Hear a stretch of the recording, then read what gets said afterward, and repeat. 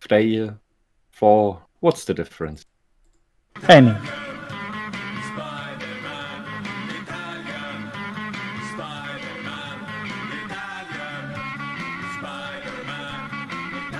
All right. Let's get going. Okay. Good afternoon, folks, and welcome to Smudcast. This is number 209. This is the old versus new Spider-Man movies by the Nostalgia Critic.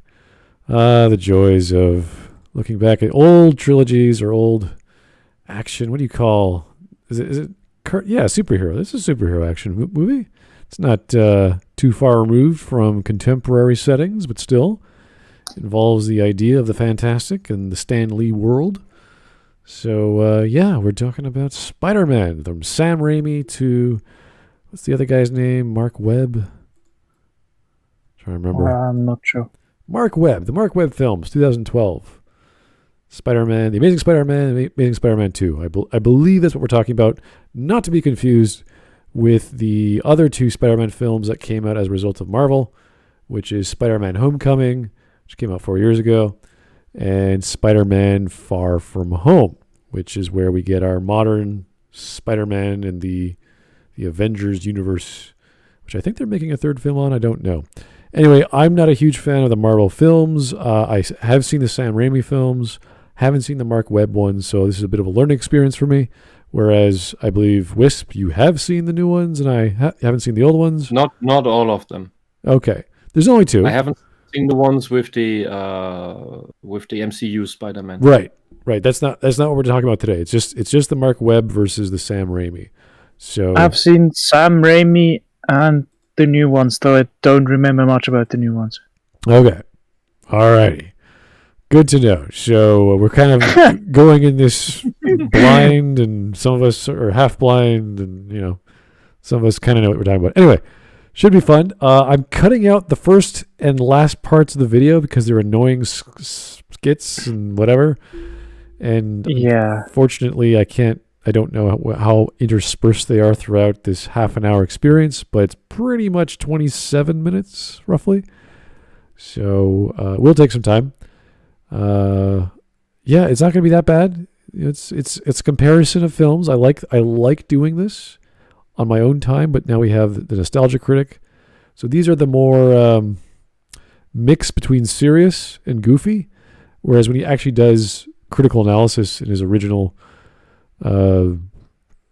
film, whatever you call film series, they're decent. Like, they're actually watchable, as opposed to his goofy critics, which are just too silly to pay attention to.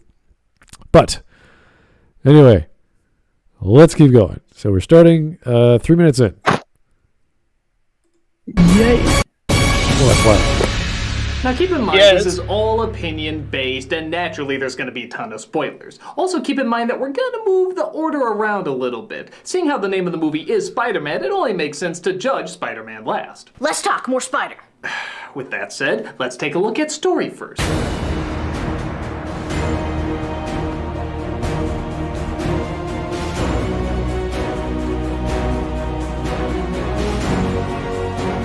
Now, it's pretty obvious that anyone who can take a story about a kid being stricken with super spider powers seriously deserves a lot of credit. And both these films take very different approaches. The original looks at it more from a comic book point of view, with over-the-top action, funky camera angles, and classic mad scientist stories. Sadly, the dialogue is just as corny too, where the new version tries to tackle the story more like a movie, with more realistic characters, a grittier tone, and a spy thriller. I find that a very strange categorization. It tries to tackle it more like a movie. I'm like, okay. Yeah, movies don't not necessarily have to be serious. And I see both categorizations, both arguments are true for both movies. As far as what I know about both, that goes for the old ones. I've seen enough corny stuff from the old ones for that. It's just they're just different styles. Yeah, the newer ones try to be a bit more serious than the Sam Raimi ones. Yeah, I mean, what does he mean by comic? What did he say? Comic book style? Yeah. The one thing I think it's because does he read comics?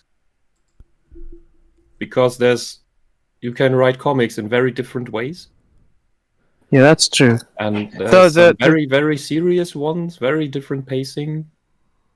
I don't know if you've read Sandman or Lucifer or Transmetropolitan or Constantine. So very, very different comics. Oh, for sure. Yeah, it depends on the publisher, depends on the writer, depends on the artist, depends on so many things.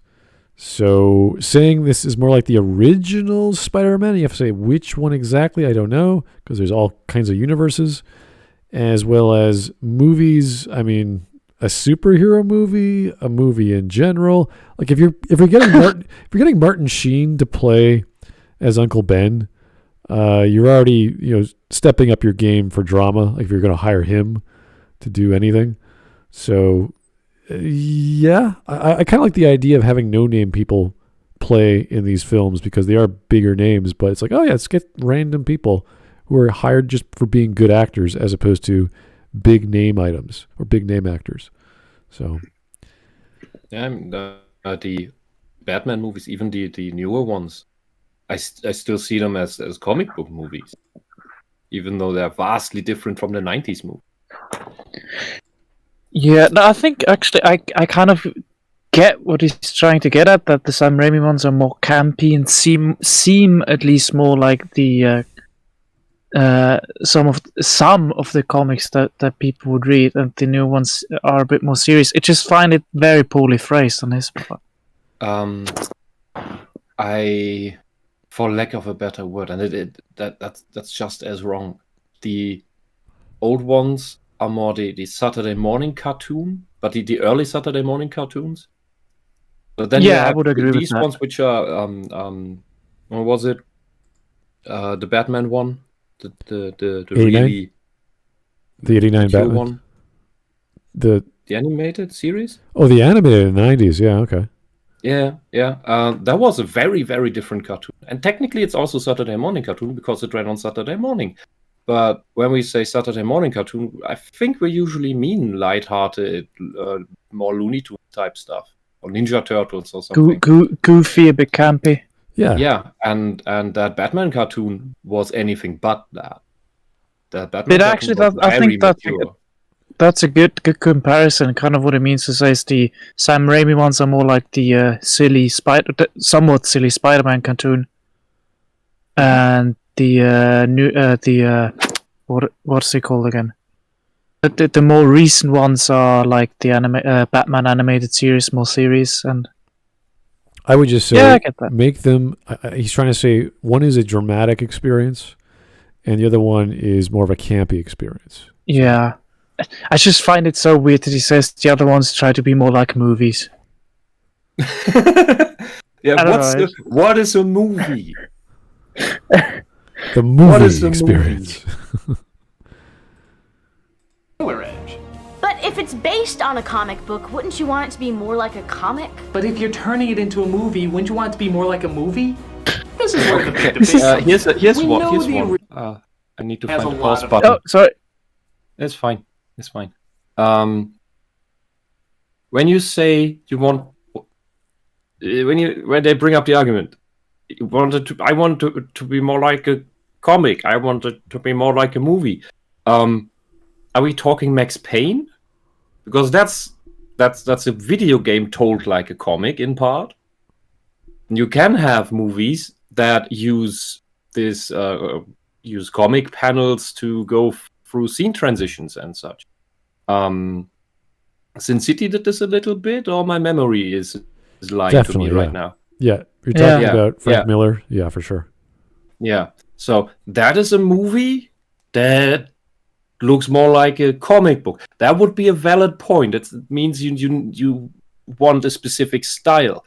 What these two mean is the argument we spoke about before. So I'd say it's a very poor choice of words. Yeah, it's extremely poor choice of words because having watched some of Nostalgia Critic's stuff in the past, I will guarantee you he will put Sin City in the movies category and not the comic book. If we go on the distinction they're pulling here. And thanks Aura Master in the chat. That is the joke I wanted to make, but I couldn't find the words anymore. What is a movie? A miserable little pile of scenes. Yeah, that's a good joke. Corny moments, but you could argue it's part of the classic comic book style, just like the original Superman movies were. This is why you'd think it'd be obvious that the original had a more complicated comic book story and the new one would keep it to a self-contained 2-hour flick. But no, What? it's surprisingly backwards. The original films are actually very easy to follow. Boy loves girl, gets powers and turns into a superhero, fights off supervillains who most of the time are his best friends. With great power comes great responsibility. The new films, on the other hand, has all of that, plus his parents disappeared when he was young. Okay, fair enough. They discover a biological Grandma miracle Arrow. that could be used as a weapon. Yeah, okay. A plan is underway to create a league of supervillains. Got it. Which results in 3 villains in one movie whose motivations all have to be started from the ground up. Okay. As well as axing off other characters who are just going to be replaced with new ones that'll take time to establish. See your point. Oh, it looks like Jameson and Black Cat haven't had much screen time yet. Okay, Christ and biscuits, I get it already! Oh, and Ghost Leary. Yes, for all the simple dialogue and hokey moments, the original Spider-Man films did always have a flowing 3-act structure. Even the third one that had 3 villains. I don't know. That is not a problem of the is it more of a movie or is it more of a comic? That is just trying to cram too much into your movie at once. Well, also then again, it's old versus new. So which one did it better? I'm like, just for it having a clear 3-act structure and being easy to follow doesn't mean it's better. Yeah. Like you're talking about style and structure. It's like, well, yes, you can follow, let's say, something done on the stage. You can do something that's based off a previous film or a dramatic film or whatever. It's like, what works and why? And why is that style better? Not because, oh, it's like, it reminds me of this film. It's like, yeah, but so what? Like, I hate when people start referencing other films. This film did this. You're like, okay, and is that good? Why is that good? Yeah. Maggie Mayfish is notorious for bringing that shit up just because we've seen it so many times in the past few days. It's been like, why did you bring up a porno, Maggie? Like, what's the point? Because she watches movies inside out and upside down and sex.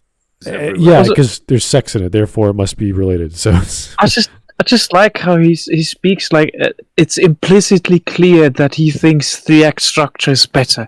I'm like, but why though? That's just simpler to follow, which makes for an entertaining popcorn flick. And that's what all of these action movies first and foremost are. Popcorn flicks. If you want to do something for lack of a better word, with a higher standard, I'm sorry, I can't find the right word here. I would go back to drama. You want it to be more gritty, yeah, drama, more grounded, believable stuff. So you have all this fantasy sci-fi stuff in your movie, but you want it to be grounded and believable. Like the Predator movie, for example, the original one, or the second one too. And because that's wacky fantasy stuff, sci-fi in that instance, but it's grounded. And here you can try to pull this off with these cartoon comic universes that are full of quasi-magical stuff. Yeah, you can do that. Can work. However, the problem I see with these things, especially with all these constant reboots, and Spider-Man has had its fair share, is that sometimes it looks to me as if they don't know, I want to tell all the cool stories, but I don't know if this movie is gonna hit, so I cram so much into this one that I would have otherwise put in 3 movies. And then you get this convoluted mess where no character has enough screen time to flourish, to be fleshed out, where you have too many plot lines going on. A little bit a Lucas prequel problem. To me, I think what always confuses me a little bit about videos like these is just that they always have or at least how he does it, is having the value aspect to it, or the judgment of which is better, which is worse. I'm like, you have to do way more legwork to prove to me which one's better and which one's worse than just saying, hey, this one is easier to follow and it's 3-act structure. And the other one has way more going on. I'm like, yeah, well... Yeah. Yeah. I have a counterexample for the other, where you just have your relatively simple plot, but it's a grand movie with big effects, big budget. Sadly, it flopped. Which is Princess of Mars, or I think they renamed it into John Carter or something. Yeah, Right. I think. Yeah. And I like that one as a setup. I didn't know that is the original sci-fi story that was based on. As far as I know, the first big space opera ever written, and over 100 years old. But this movie was just a big setup. It was a 3-hour thing, but it's just a big setup because they hoped we can make a universe out of this. And I would have been happy if that had happened. But yeah, as I said, very expensive, flop, no more to see. And I believe this is a fear that many of the people who get a hold of directors, writers who get a hold of a really cool franchise, like especially these big comic book franchises, can get when I can write a Spider-Man movie, I can write a Batman movie. Okay, let's cram all the cool things I have, I love about this into this one that I think are cool, and because I don't know if I can make a second one, because I don't know, maybe or there will be a second one, but it will be made by Ryan Johnson. Oh dear. I think I think that just can lead to a convoluted movie, but yeah. The only thing I want to comment on this point, well, not specifically yours, but the videos ones, is that I really think that just because one thing is simpler doesn't make it better. Yeah, it's It really depends on what he's trying to say is good, because a superhero movie can be good for many reasons, and whatever standard you're using, if it's superhero-ish, like, okay, we're comparing Spider-Man to the Superman films from the 80s. Like, that's a low bar. So it depends on what the standard, what the criteria for the standard is. If you're using it like compared to the comic book, like I don't like comparing different media. It's kind of silly. Yeah. But you still have to reference the lore properly. It's like, did they use the lore? Okay, why not? Because there's lots of stories of Spider-Man who has like natural web slinging. He's got a piece of technology on his arm that can do it. There's different kinds of webs. There's different techniques you can use, like all these different ways of spinning a web. So there's all kinds of different ways to tell a Spider-Man story, let alone the format it comes in. So you really got to do more homework. You got to give us more terms. You got to give us more criteria. And to just say, oh, this is like the movie and this is like the comic book, you're like, that does not help us. So because you have to write movies completely differently from comic books. I still want to say cartoons. Fuck you. From comics, books, and because it will end differently unless you really know your game and can pull off something like Frank Miller. I always talk about the first Batman movie, which was Mask of the Phantasm. Fantastic movie, one of the better, if not the best, Batman animated movies. But it's an extension of Batman the Animated Series. Like you can tell, it's like a bigger version, a longer version of what you got, what you already liked. So to do that made perfect sense. They didn't change much. They just added more content. You're like, this is great. You could sell this in the movie theater. So it was that good. If that's the format to compare, then yeah, you would just go back to the TV show. Yeah, just like an episode of the animated series. So that is very simple to do. But because we have no criteria to fall back on, we're lost. So this it could be a great film as a film if you see it as a dramatic experience or an action experience or a popcorn blockbuster experience. It could be all of those things. So we need to know his criteria before we actually understand what he's talking about, or else it's just, I think it's good because it's a thing, and you're like, that doesn't really. That doesn't mean anything to me. Yeah. And I just got a hypothetical question. Either it's super awesome or it's a brain fart, because I haven't thought about this before. But in this context here, how would you classify The Lord of the Rings? Is simple, structured, 3-act story, or maybe? No, it's one of those, or very complicated, very complex, convoluted story with several plot lines and arcs that intermingle. By virtue of being huge, it's convoluted. There's so many characters, and so many subplots, and just like the stretch. Like it takes months to read those books. So, yeah, but is it still even? Let's just talk about the movies. Just talk about the movies, because we're comparing movies here now. Is it? Can children follow that? Yes. Is it simplified enough?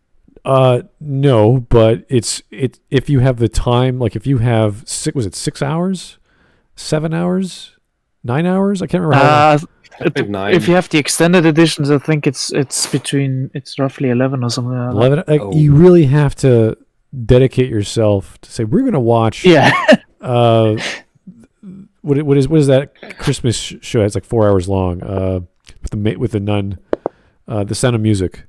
Like that's a long film, so it was made specifically that way. Whereas the movies for Lord of the Rings were this crazy adaptation of just cutting out so much content, which I thought would help a story, but you can't just do it very well. Like Tom Bombadil, you just can't do it. You just can't. It'd be awesome, but that would be its own story. So I'm still waiting for Lord of the Rings and musicals, because there's so many fucking songs in the book. That would make perfect sense, because you have all these actual lyrics, poems. Yeah. And you just got to get a musician to say, I could turn that into music, no problem. And then voila, you've got Gandalf, dancing and singing and whatever. So, still be glad that we didn't get a hold of it. They would have done that, but not well. Yeah, well. Anyway. There's, as a short aside, there's an absolutely amazing audiobook version where it's read an older one read by a British actor who sings all the songs, and he does so lovely. It's very lovely to listen to. All right, let's keep going. Mike Testa, Wisp channel link. I don't know if Wisp has any content on YouTube, but that's up to that's up to himself and what he wants to do with his time. I have no idea. He's never told me. I don't know. I've been asked by several people over the past years to make stuff. I take that as another nudge. Currently, there's just 2 streams with a YouTube friend on it. They're just chill streams. You can watch those if you want. Otherwise, I have a sheet with roughly 50 topics I would cover if my brain would let me. I'm still trying to figure out in which kind of format, because I lack too many skills to make things the way I would be minimally satisfied with. That's something to figure out still. Baby step. All right. Well, thank you for asking. We'll definitely talk about that later if you need some help, but let's keep going. Each one's established motivations and arcs. Hell, some of them even took the extra time to build their story arcs early. Harry starts off as an early villain in 3, but we had 2 movies prior showing exactly why. The second Amazing Spider-Man threw 3 new villains at us, all having to be established. That's way too much to throw in a movie and still be emotionally invested in all of them. The original still took time for every character, and yeah, a lot of it was silly, but it still allowed us time to make, at the very least, a little bit of a connection with all of them. I only remember the one with Electro, and that was absolutely weakly written. I didn't think the character made sense from his decisions at all in the situations he was in. There were too many villains. There were too many villains in those films to give enough time. It's a bit like this, the same problem structurally that I think Filoni has, that Abrams has, that Rian Johnson has in really extreme. I want to have this cool scene, and I need to write some bullshit to get to this cool shot I want to have. And these villains are written in the same sloppy manner, where there will be the villains, and because you as the audience or the writer knows, the audience knows this will be the villain, then get hasty and just let the character make stupid decisions so that we can finally get there. I call this I don't have a real word for it, but it feels a lot like premature ejaculation in writing. Like, I don't know how to write this well, so I just push to, now it's the thing. Now it's the thing. Now you get, it's like in fetish books for women, where you just get to, or gay men, where you just seek reasons to get to the next sex scene. Usually, in storytelling, we call that a good thing with pacing that feels quick. But when it's just rushing ahead, I don't know what to call that either. It's kind of like the Rise of Skywalker effect. Everything's just happening so fast. It's like the scene, next scene, there's another scene. Yeah, that's a real special version of that. Yeah.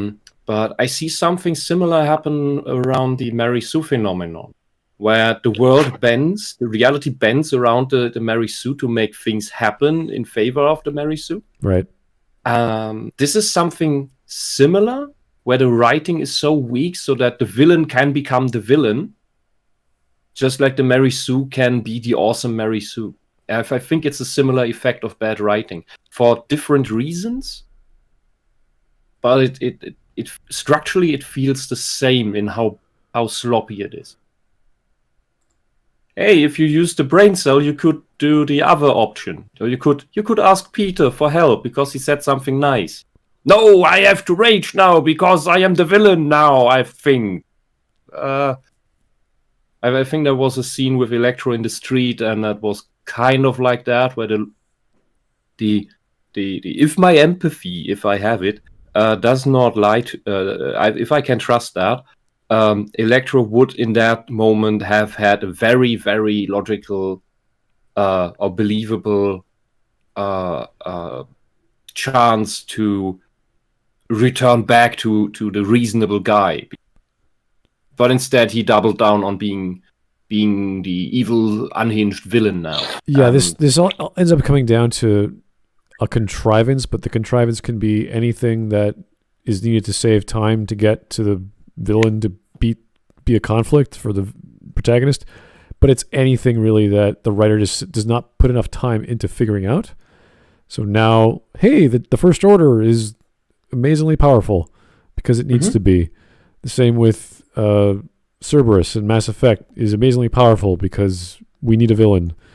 And there's no explanation why they have fleets of ships now and all these personnel. And there's an idea for an explanation, but it's just so weak that we don't care. Just keep going. Got stuff to do. We need a cool looking scene.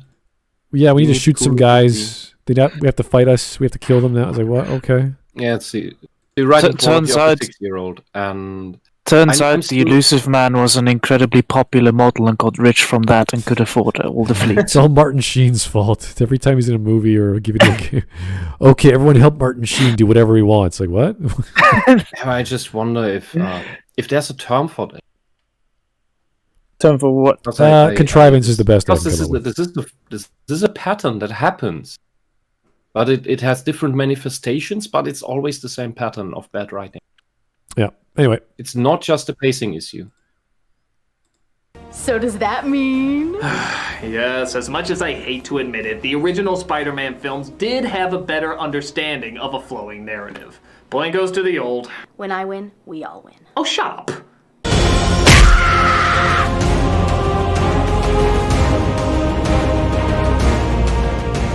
But what good is story in an action movie? To the Transformers films, nothing. This is best action. That is a correct assessment of the Transformers movies. Now this one is really tough, as both movies have their high points and low points in terms of action. For example, the first time I saw Spider-Man hanging upside down, it was pretty cool to see. We've only seen that in drawings, and to see that pose physically come to life was pretty cool. Also, a few moves incorporating his powers like this are always fun to see too.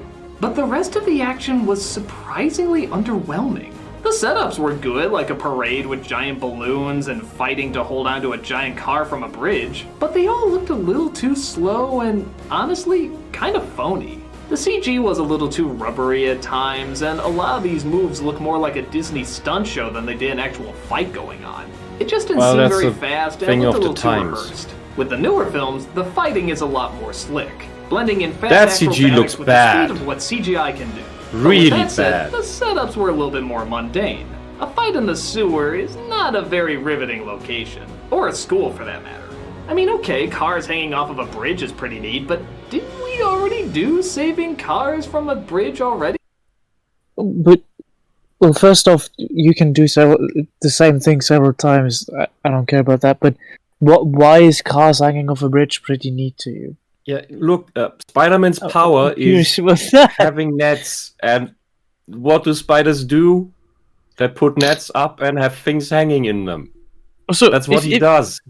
He hangs up things. If I were to do a video like this and say which one has the better action, I would look at choreography, shots, how it's cut. Can I see clearly? Does it make sense?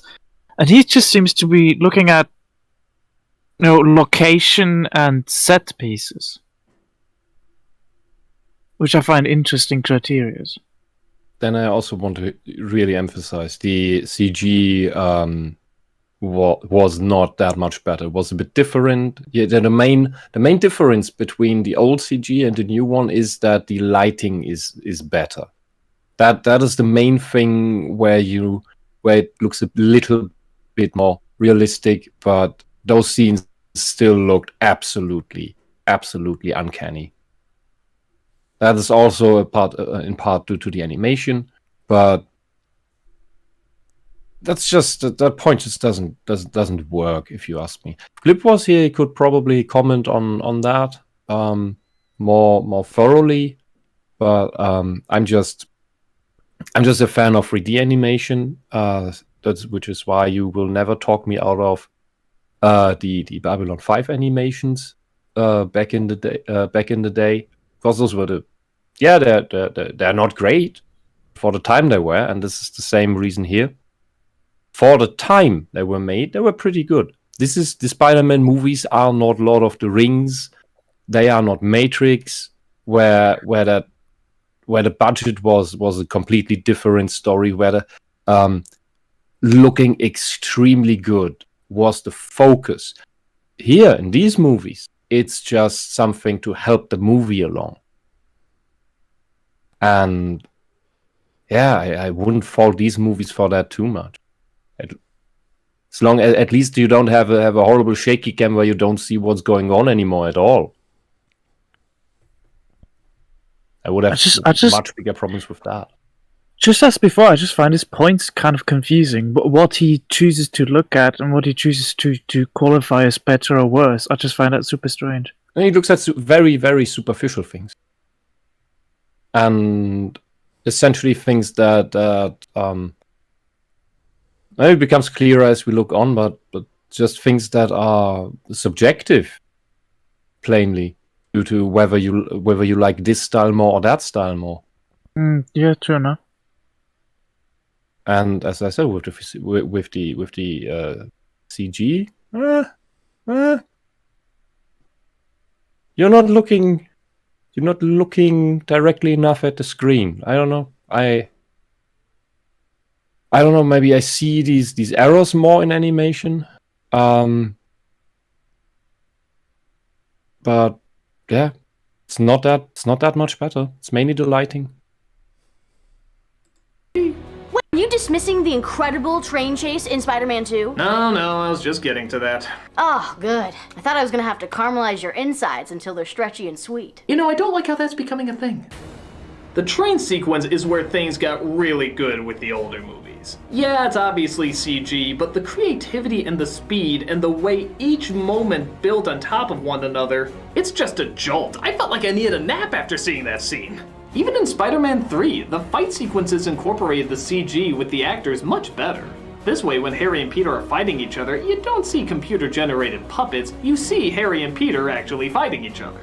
But I think what works a little better with the newer versions is that because the locations are kept so simple, it allows you to feel the urgency of every move, despite how fast urgency. It's like watching Jackie Chan as a web slinger. You just feel the weight, but also the speed of how he operates. Okay. When Spider-Man holds No. Whether you feel the weight in the movement is solely a question of whether you know how to get the animations right, how to make them connect, how to make them feel. You give them weight by animating them correctly. You can have your bouncy ball that just looks wrong and uncanny, or you can have stuff that really makes an impact. You can do this with or get this wrong with normal blue screen editing without any CG characters that you animate into it, the standard blue screen scenes in cheap TV series, for example. I don't really have an example right now, but the thing, you know what I mean when you think of cheap blue screen scenes or green screen scenes where the characters just look like it's not matching up with the background, the speeds at which the background and they move, that doesn't work, the perspective is off. That's the kind of uncanny thing. Then again, you can get these things really right when you put effort into it, and that is if you have seen what was it, little tiny indie thing, Kung Fury. There's a scene where Thor appears, the big Norse god, not the Marvel version. Big Norse god just appears in the background of a I don't think it was a rock concert hall, and he's this 20-meter high giant, helmet, hammer on axe or both, and he appears in the air, lightning around him, and he lands on the ground, and it is edited so well that you feel the weight, how everything shakes. It's as if you feel it. That is well edited. That's only a question of editing, and in the case of CG, of how you animate it. So yeah, in the old movie they used green screen. The background was animated. The actors weren't, which I find more endearing. Yes, but whether the new stuff looks good is a question of do you make it. Do you manage to make it connect? Do you manage to get the gravity into it? And yeah, watch scenes from the good, the better ones, Japanese video games, cutscenes. In the good ones, they really know how to pull that off. Well, or just gameplay animation. Yeah, I think that is taking a bit of a downhill with some. Yeah, well, with some, but I think with especially with some other games, for example, just Play Today, Nier Automata, I think the gameplay animations are just fantastic. Very well done. But yeah, well, just as a personal pet peeve, I hate it when people say stuff like, you feel the weight of the movements. I'm like, I don't feel it, but I can see that it looks proper. Yeah, okay, yeah, I understand what you mean. I mean, I completely understand why people say it that way. I just personally find it such an inexact way of phrasing it, but I wouldn't know a much better one. So. Maybe, but with me, when it's really done well, like when it's perfect, and Kung Fury was perfect, that's one where it connects with me. I know what you mean. I know I sit in my chair, but all I see in my field of vision is the movie, and it's like when you have a VR headset on, the immersion is so big that my body has a reaction to the weight of the scene, to the shaking, to the impact, and that's what I mean when I say that. Yeah, I'm pretty sure that most people who say that mean that in a more lighter, metaphorical sense, but I really mean this quite literally because it has this effect on me when it's done well, but it's not often that happens. Yeah.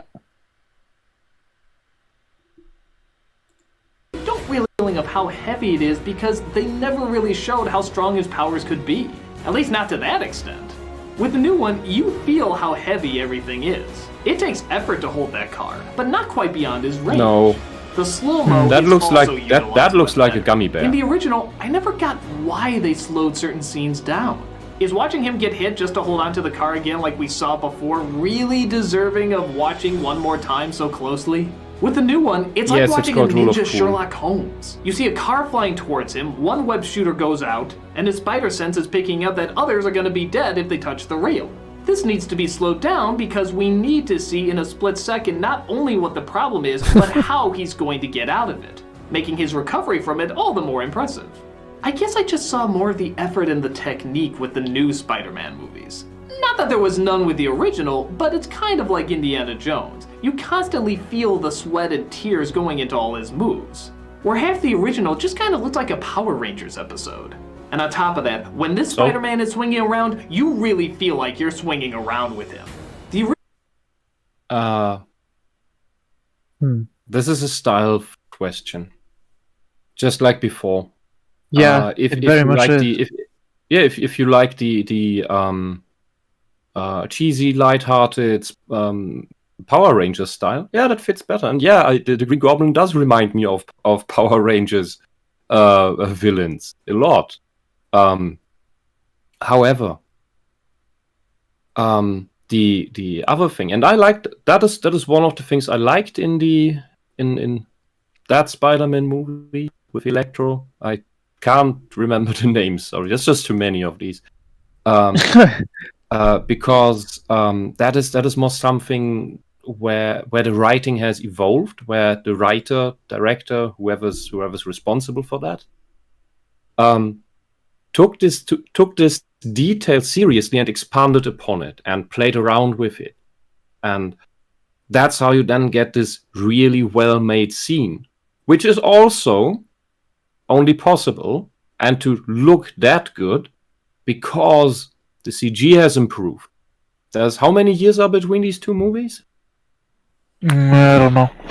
Wait, The last one from the first series was 2007, and the first one from the new series is 2012. That's 5 years. Especially in those years, it's a lot of improvement in computing power. It's a lot of improvement in additional effects that were developed. Lot more people who are very skilled in 3D animation. That was, if you correct me if I'm wrong, but if you ask me, that was still a time where, although there was way more good 3D animation, that was still a vastly improving subset of movie making. And in a way, it is still today, because even today things can look shit. But that's a question of how much you want to invest. Once again, I think it's so weird because he just says one is better than the other, but if you just look at it, neither of them is inherently better of the aspects he listed. It's like to go to a more to a bigger extreme. Do you want to compare the Batman movie with the Penguin with the Batman with the Dark Knight with Heath Ledger? Yeah, I think actually that's a good comparison because they are very different. So I would find it super hard to say which one is more kind of better. Yeah, you would go. I would tackle it completely differently than he does here.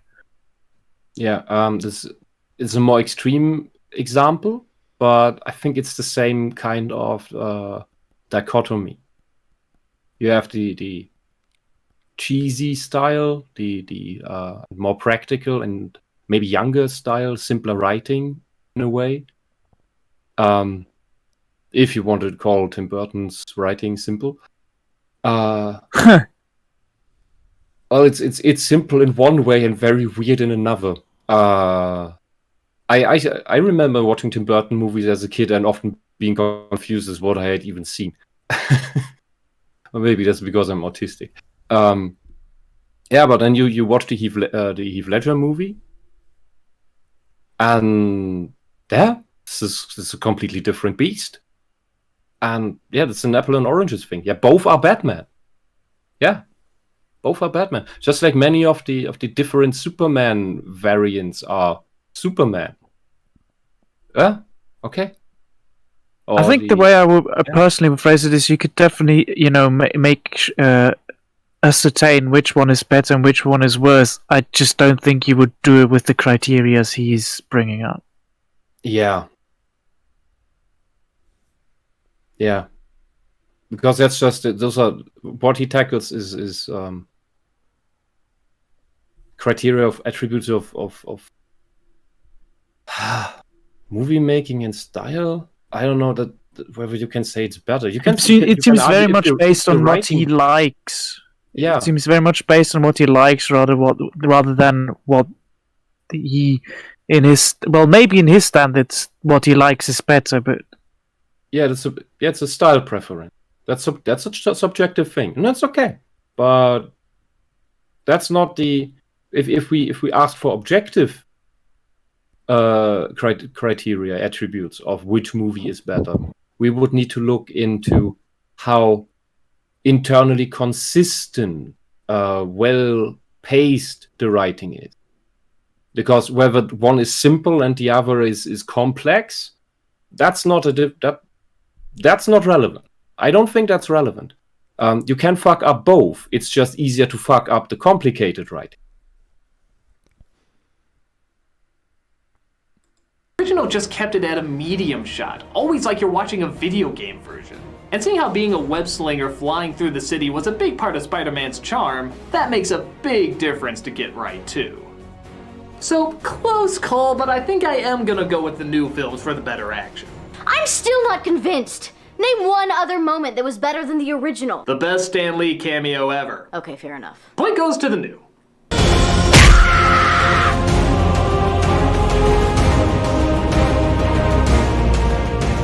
But action is only deserving if it's going to a good purpose. Is there anything more evil than comic book villains? Actual Yes. murderers? And you made it weird. This is best villains. You asked. She is. I agree with her.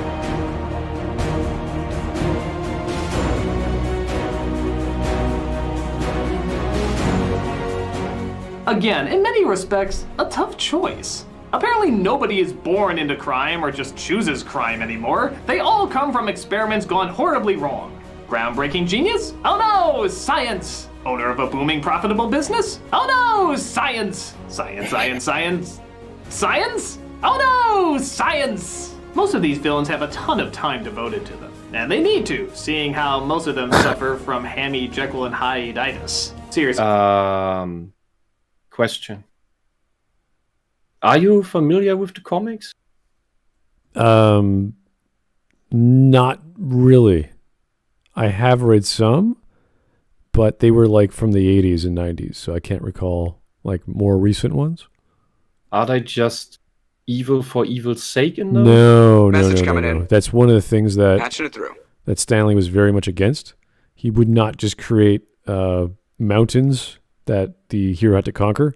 He wanted villains to be actual characters. And that's why we get these weird sort of relationships and expositions on the villains, because they're actual people, which makes them seem more realistic, but it also makes them corny because they're sort of ham-fisted to be a certain way. So Doc Ock is just crazy suddenly, and we don't know why. He has these like the tentacles on his back have AI in them in the movie, so they have a mind of their own, but it doesn't explain why he's crazy. I think it was in the movie. It was at some point suggested that the AI in the tentacles have a feedback effect on him. Yeah, but that's insane. Like that's totally crazy. Him and control him. That would imply so many like jumps in technology. Like you're able to imprint feelings and thoughts onto your brain, and that's translatable by just having a connection to your spine somehow. Why would that happen? Mine's very close to the brain. You have sure nerve clusters. So we can look. We're talking about a movie where you have mecha tentacles coming out of your back, and you are not dead. Yeah, but we can make up the other shit. We have the only thing that makes sense is that comics with the Speed Force and stuff like that. Well, but that's DC world. Every universe has its own magic. We get it. Yeah. But for him just to be like, I like money. You're roboting. Oh, sorry. What I was trying to say is the motivation behind his desire to make a solar furnace or whatever the thing he's trying to create is either I have to do it or money. And I need money so I can do it. So it becomes this crazy desire of ambition and money. And that's about it. At least in the movies. Well, you can make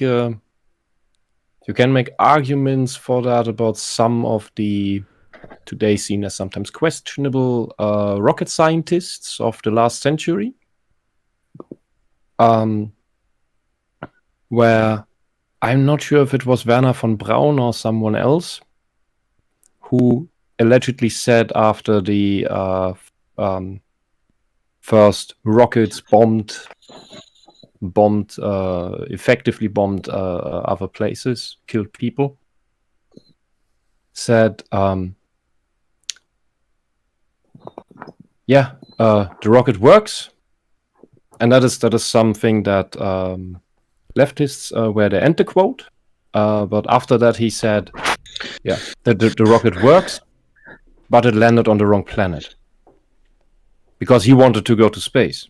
He didn't want to make weapons. He just wanted to make rockets. And you can this kind of ambition that where science can then go a wrong way because of something else that comes into the story of that life or of that project that corrupts it for some evil cause. You can make that work. I don't know if that worked with Doc Ock. The way you described that, it seems to fall flat. But I would have to rewatch that movie.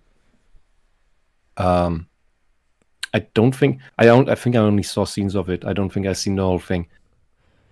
Well, that was Spider-Man 2, so yeah, no, it's hard to follow these stories, even when you get to Spider-Man 3, where things are really weird with the But symbiote. I'm happy that in the comics, the villains are good. That Stan Lee had this approach to them. I didn't read Marvel comics. They weren't big in Germany, at least not where I was. I grew up in East Germany. We didn't have anything.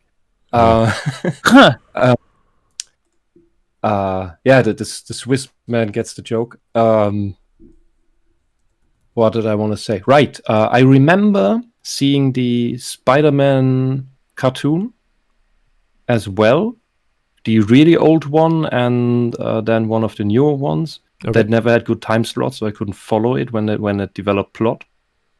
And I remember them having the villains having relationships with the other characters as well, and having reasons for what they did. I remember the reptile doctor in the sewers doing own experiments. That all seemed to make sense. So that's not a new thing. It's not a movie invented for the movie thing. Right. So I don't know what Nostalgia Critic is going on about here. All right. Hello. Hey, how's it going? I'm good. What'd I miss? The better stories were from the first trilogy? Yeah, better story, old ones, better action, new ones. Yeah. His criteria were rather strange. Yeah, I have seen the video before, so I don't need much to know where you guys are at. But yeah, it's like better story. For me, it's a toss-up, to be honest. We're comparing it between 3 and 2 films, so there's more content in one just by virtue of being bigger.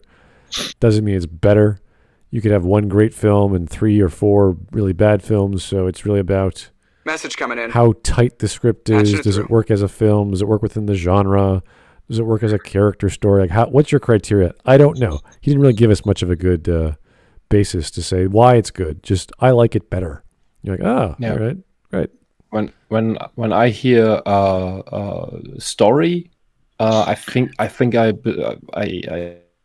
think about it in a completely different way than, for example, Nostalgia Critic does. I don't think about the execution of the story, which is what I would judge the quality of it. When I think of which story do I like better, I think of rather of the things that happen and the dreaded word themes, because there are certain types of stories that people just don't like and prefer over other types of stories, and that's that's what I would understand then. Because I can watch or read a story I like that is not perfectly written, but I may like the elements that make it that make it. Like you have the same thing. You have your 3-act story, and you have the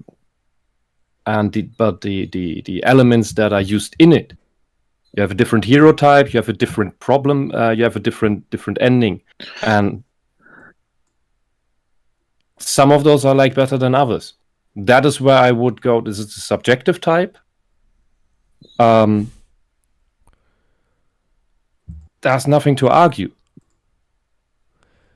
But he doesn't. But he argues about this subjective, or he's mixing it up. I don't know. I'm honestly confused right now. Maybe I'm confused myself. Here's Jake the Surgeon. Both are filled with a lot of tisms, but the old wins. Okay, thanks, Jake. That's good to know. If I had to pick, I would say old wins on story, because old for me would be more so in terms of the dedication to this, for part 1 being the origin story and part 2 being how to balance the hero life with the civilian life. Mm-hmm. The execution, more so for the older films, at least the first 2, is decently better compared to the Mark Webb films, in my opinion. This is the thing I remember.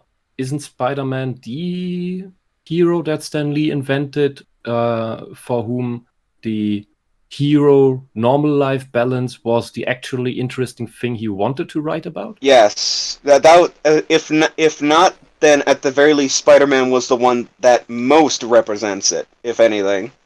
But that is definitely the idea with Spider-Man.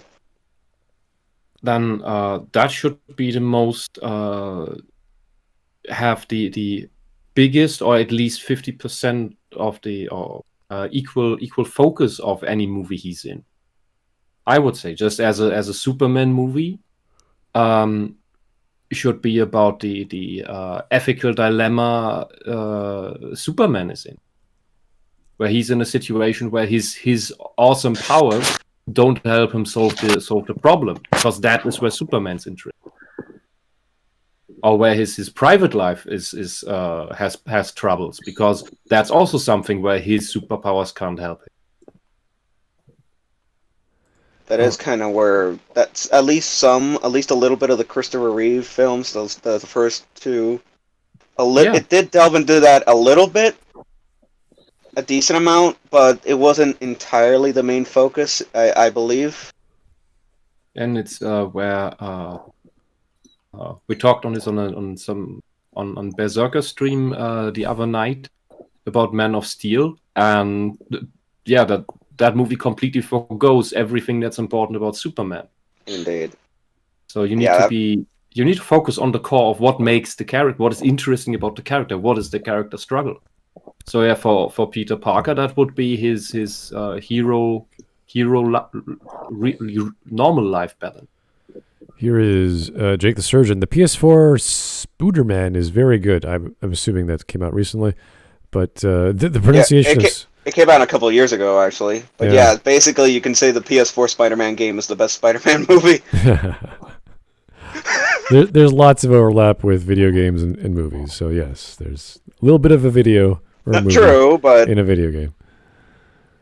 Yeah, true, but yeah, it's like at least you can't deny the high quality of that game. It's like it's basically on par with like some of the better films of the MCU, which is a whole other argument, I'll admit. But I always make the joke to pronounce, this is silly, but pronounce the name Spiderman, because the Polish name for Peter is Piotr.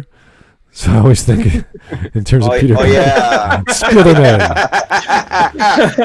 I like Do you want to hear how in my dialect, I would say Spider-Man? Okay. No. Spinnelemar. What? Oh god. That is even Spinnelemar. worse. Oh yeah. But Der Spinnenmann. That sounds alright. Okay. moving on. Der beeindruckende Spinnenmann. I mean, Alright. Here's Jake the Surgeon again. You should cover High Top Spooderman videos. They showcase his hypocrisy. High Top? I don't know. I don't think I'm gonna. High Top is not for me, guys. There's many videos we can cover about Spider-Man. I don't think his are very good.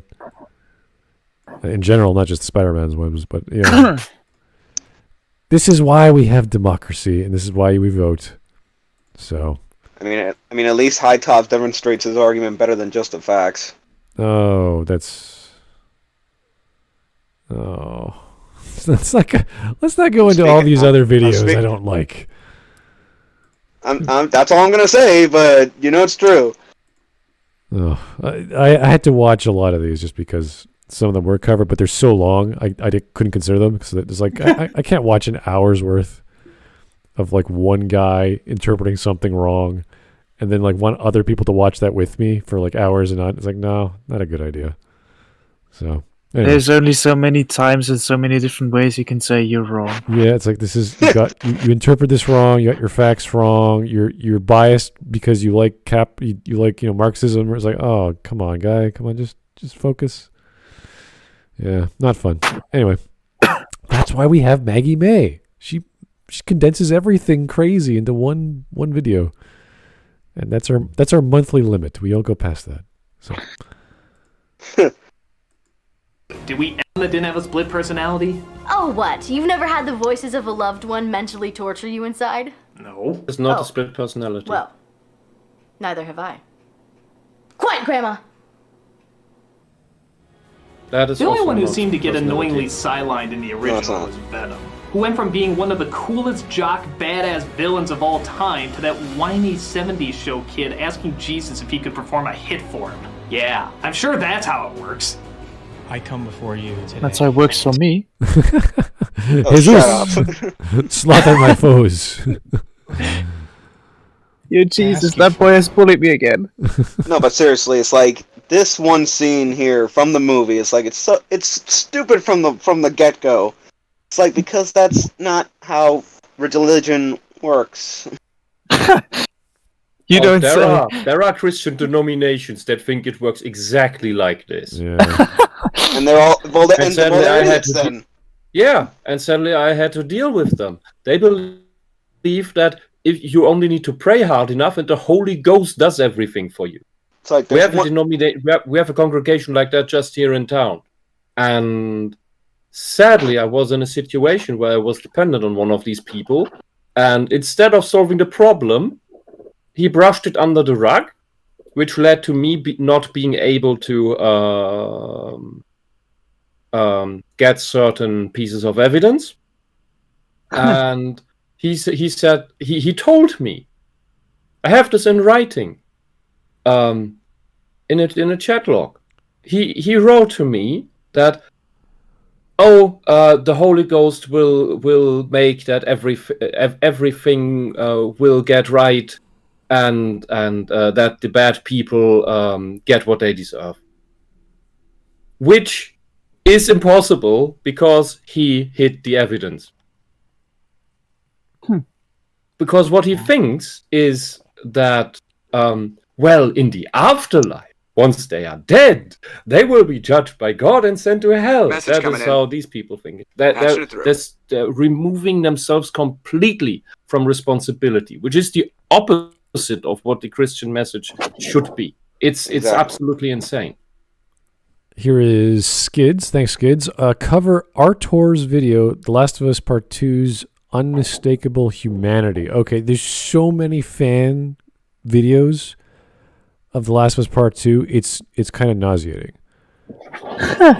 Yeah. We're way past it at this point. It is so, like, there's so many, and I just sit there like, this is crap. they're just gushing about how Ellie is struggling, and it's like, okay. And then they jumped. Oh, but I love the Abby storyline. Like, oh god, here we go. So one last thing I'm gonna say about. Sorry, go ahead. Yeah, if they want, again, guys, if you want us to cover a video, add to suggestions. If it's not too long, I'll be happy, because some of these are like an hour to 2 hours long, gushing about a character. Yeah, we don't do that here. We don't do that here. Especially not with me around. Like 10 minutes, preferably, maybe 15. It's like half fan fiction projection bullshit, and then it's like, this never happened in the first game where this happened. You're like, that's good. Finally, you're using something referential, so we don't hurt our brain anymore on your fantasy land. It's strange to listen to these people, but you know what? If it's reasonable, 10, 20 minutes, give us a gander. Sure, we'll check it out. Anyway. One last thing about you to kill Peter Parker. One last thing about that scene in the movie. It's like the quote I always go for is "Fuck you, you're talking to God, not the Godfather." Oh. That also depends on the denomination of what they believe what that is. Some think it's they're different entities, some think it's the same entity, and these absolute retards think that the Holy Ghost, 1/3 of the whole thing, is the important one that they get possessed by. It's absolutely insane. When one of these guys was visiting me when I was very sick, brought his friend with me because for some reason he thought instead of bringing the friends, my friends to me, he brought his preacher friend, young guy in his mid-20s, to me, and because he found me so interesting, because we had philosophical conversations before that he probably never had before in his life, which I find very sad. But then he brought his preacher friend to me, as if that would help me, because then I had to tell the whole fucking story again, which is very strenuous. And what this guy then did was a very jolly fellow, but then at 11 p.m. it was in a I'll leave out too many details. Sorry, I better leave out more details. What this guy then did was suddenly, something triggered him into going into preacher mode, and not like your usual pastor in a church would, especially in Germany where it's relatively tame, because we don't have these mega churches. But this guy was this evangelical Pentecostal, I don't know what. And he just, the way he moved and his voice went up and he closed his eyes. He moved as if it was sensual, as if it was sexual, as if he was having an orgasm as he praised Jesus all of a sudden. It looked as if he was jerking off all of a sudden. It was like, what the fuck is this? And then it was so late, I had to tell him to shut the fuck up. Oh man. There's other people here, neighbors and shit like that. This is supposed to be a happy place. Yeah, you're supposed to be the nice people who are considerate of others and compassionate, and he doesn't give a shit because he wants to fap to Jesus. What the fuck? And I thought, am I in the US here? Where you should know. Come from? You should know. Never stand in between a man and his fapping to Jesus. Oh. Seriously, and I know I've heard from other Christians here. So I'm not a Christian, but I know a couple that this congregation, everybody looks at them a little bit. These guys are weird, and when I describe to them that, it looks to me like Jesus fapping is the term I used. The German version of that, Jesus Wichsen. The Swiss man understands. They all burst out laughing because that's they said that I would have never used the word, but that's what it looks like. it's absolutely insane. And yeah, okay, that's what that character there in the movie does. Essentially, he asked Jesus to do shit for him, and that's not how it works, buddy. Yeah. I also finding think your it's own especially strength, silly that basically. what he asks of Jesus is also kind of especially All right. Well, silly. before we start getting Yeah. into religious, Anyway, Yeah, sorry. but this is the beliefs. same as it's a let's say it's a correct criticism in this instance, because the Buddha would give you the what the fuck I as well, because it's basically the same message. All right, Dude, Jake the do your shit Surgeon. yourself. Your fear of the long is regrettable but expected. Okay, I see what you mean. All right, good. Okay, yeah, no. No one's going to cover like an hour-long video. We can try to get through half, but that's way too much even then. So I don't know. The fish took 3 episodes. Yeah, but that was like that. We are dedicated to do one a month, and that was the one I wanted to do for a few months now. And for whatever reason, Dunn's the expert on these matters. So I'm like, all right, I'll just listen to Dunn anyway. So we finally recommended this one, and we did it. But yeah, that was not good. That was one of the worst. But we always say that because they're always crazy, and everything's the latest one we do is always nuts. So only once a month, guys. So anyway, let's keep going. But it's gonna cause Hail Marys. Whoa, wait a minute. If you're talking about rushed, what about Edward Electronigma? His turn was so quick he could win the Indy 500 with it. Okay, granted there wasn't as much time devoted to him because of all the other stuff in the movie, but you gotta admit, you've known a lot of weirdos in your time. I assume. And you know a lot of them probably do strange things on the turn of a dime. But there's no time to show his change. He forcefully becomes obsessed with Spider-Man, forcefully becomes a supervillain, and forcefully decides he now hates Spider-Man. The other movies at least gave more of a progression. He doesn't... That was exactly my criticism of Electro. Thank you. All right, glad we agree. need much progression. He's just a weirdo. Well, all weirdos have stories too.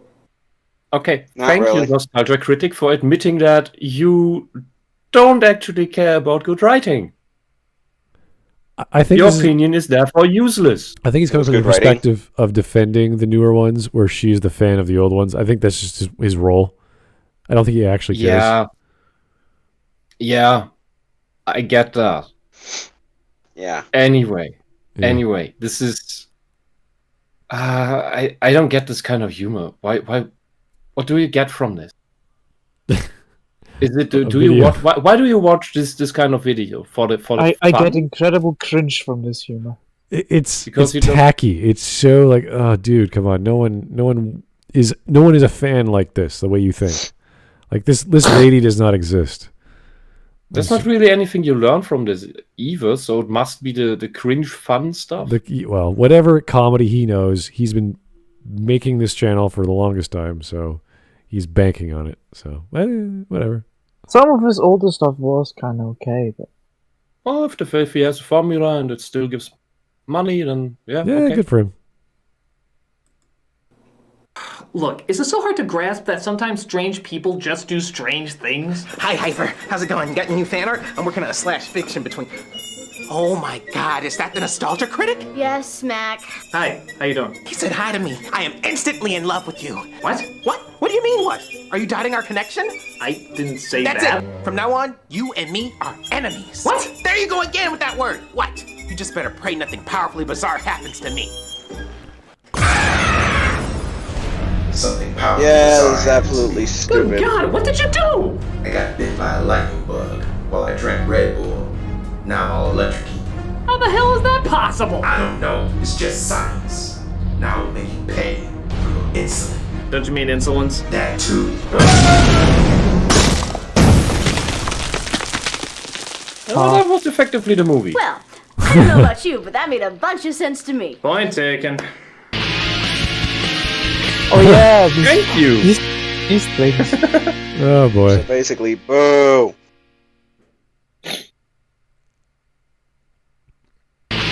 No, this was the commercial break with the advertisement. Yes. Speaking of Yeah. I'd say this skit worked on me because he's criticizing the actual thing and becoming aware of it and admitting that it is crap.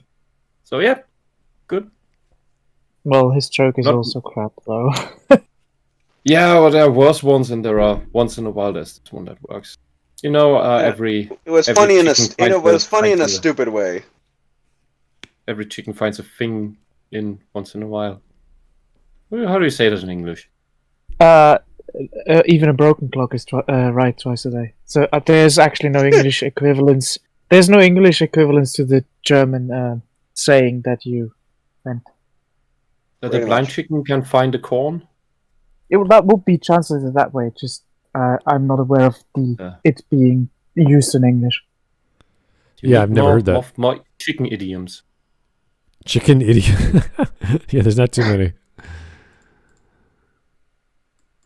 Wasted villain. Do I even need to bring up the Rhino in Amazing Spider-Man 2? It does kind of go without saying that the villain, as well as choosing great acting giant Paul Giamatti to play him, was pretty much pointless. I know, I'm sure they're building him up for another sequel where he'll be pushed to the side again for other villains, but by God, imagine you're Paul Giamatti and you've gotten the role in one of the Spider-Man movies, one of the biggest superhero franchises of all time. How would you react if you found out that you were only in it for a couple of moments? Oh God, I have a horrible association. Your favorite client. Checking in on the Spider-Man role, huh? So what's happening? There's still no word, huh? Well, So, is his critique that the villain was underused?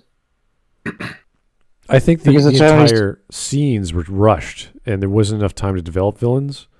So I just got a bit confused because he talked so much about how you will feel as the actor about doing that. And I'm just like, what exactly is his critique of the film? He's trying to make it funny. He's just trying to make a joke with the villain because the actor's in another movie, and here's a scene where he's acting out the agent.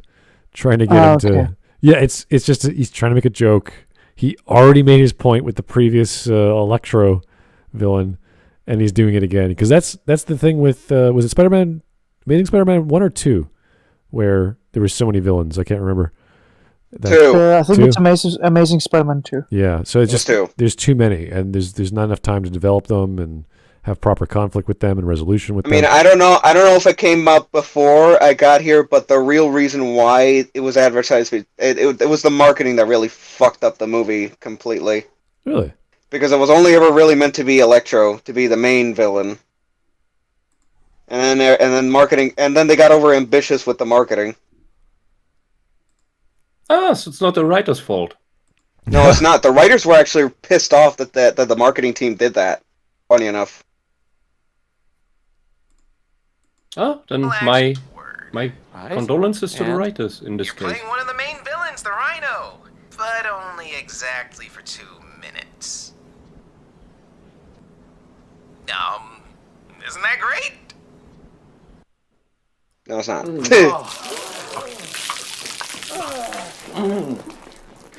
How's that? But come on, the Lizard's got a lot of sympathy and attention, and Harry Osborn's relationship with Peter was certainly given a good amount of time. And both of them played their roles much more seriously than the goofiness of Defoe, Molina, and so on. All of them. Hey, Molina was fine enough already. Over the top.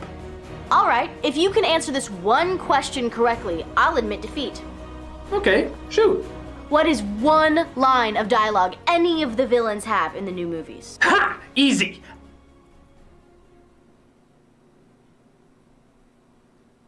Hi, Spider-Man. I'm the Lizard. This is why Superman works alone. Now, how about the old Spider-Man movies? Oh, sure. Follow the cold shiver down your spine. Peter Parker, smart but lazy. You knew this was coming, Pete. The itsy bitsy spider. Oh. I mean, that could just be because there's more time for the old ones have had more time to sink in. Yeah, that's kind of unfair. You could have made the same argument for the other films if you were paying attention and wrote them down and acted them out. Whether they're as iconic is another story. You would have to compare, but I'm sure there's lots of corny one-liners by everyone. They're not as iconic. Yeah, there's all kinds of corny one-liners by these villains in Spider-Man films anyway. So you could do it. Wouldn't that be that hard? It also works better if the... Well, not necessarily. I mean, the new films are more of at a disadvantage because there's an entire decade between the first old movie and the first new movie. Literally a decade. There's a lot of goofy stuff though in the first trilogy, like the whole. I know, I won't deny that. That's part of what makes it so memorable. Right? Yeah. So, and there are some good dramatic scenes as well. So it's not just this is just a big goofy thing. They try to do this and that within the first trilogy of the Sam Raimi stuff. The second series is a bit more dramatic. They're trying to do too much all at once in certain scenes. Yep. So yeah, but that's also, as you brought up, if the marketing forced them to put more stuff in, then that is it's not that they were forced. They were forced to put more stuff in. It's the fact that they said the wrong things about the movie. It's like everything was there already. It's just that Electro was the definitive main villain of the movie, and then marketing came along and said, no, it's 3 villains, trying to literally repeat the same shit from Spider-Man 3. Yeah, but that leads to you having to water down what you do. You may not have as much passion as you want because you're not forced to write something instead of the thing you really wanted to.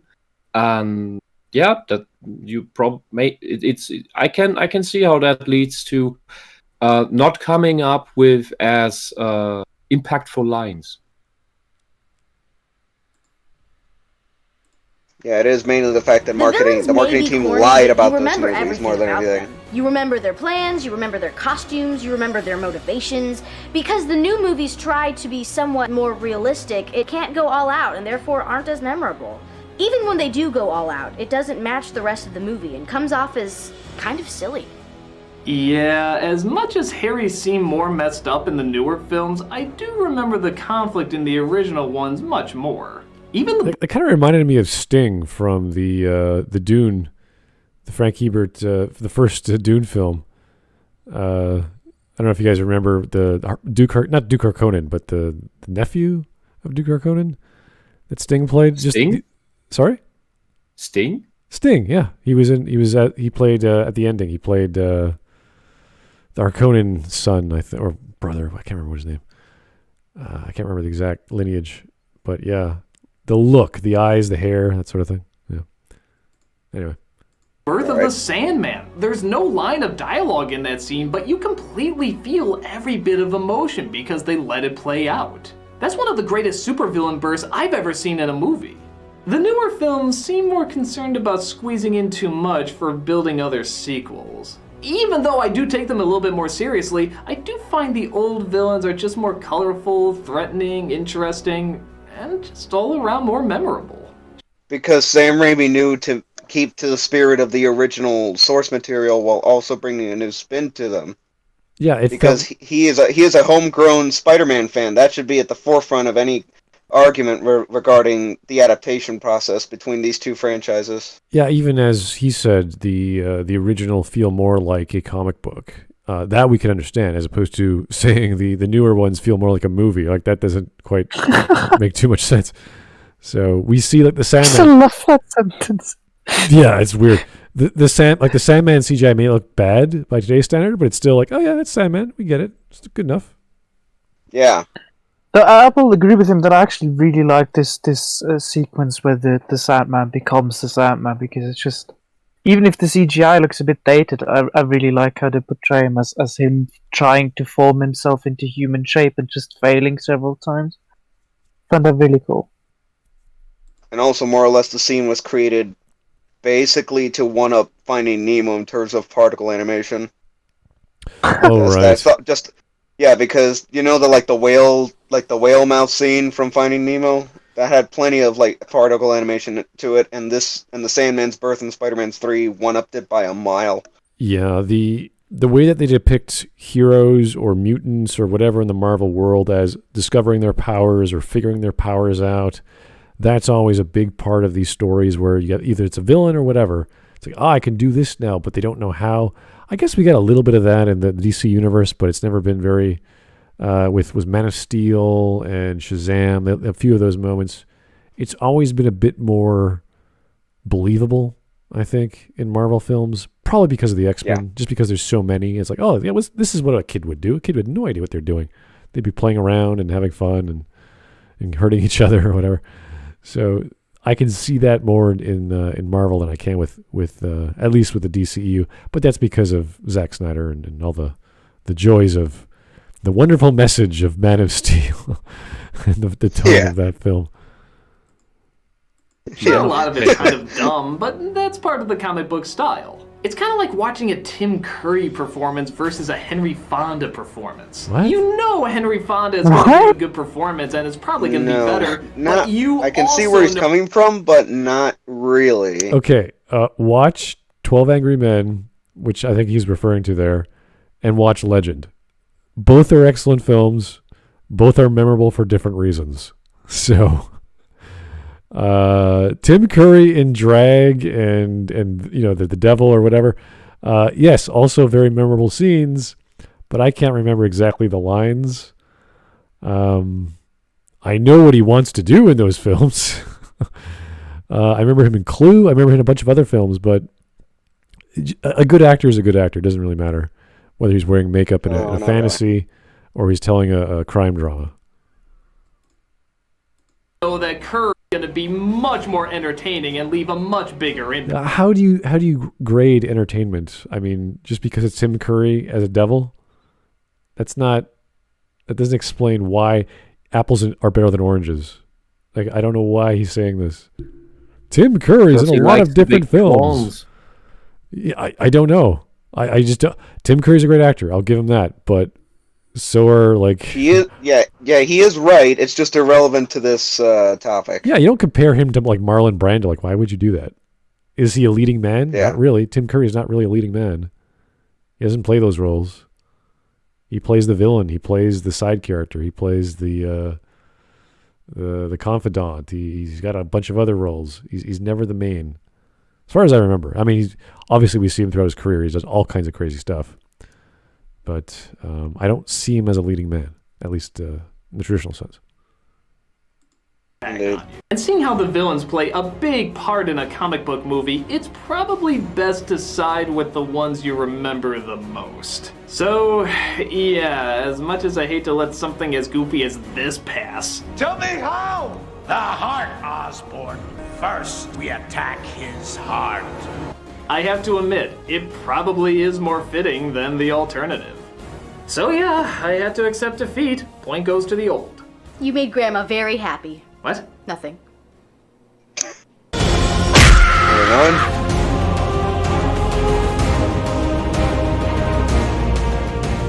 But every story needs a little bit of love. Ooh! Can I do the lead-in for this one? No. But I have the perfect love sonnet. You said we would just do this as friends. I promise it has nothing to do with anything. Then why are you even saying it? Please! All right, go ahead. Damn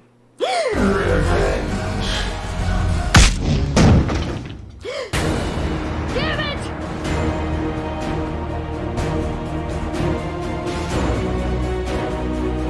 Okay, so we're not talking about the romantic story. We're talking about the actresses.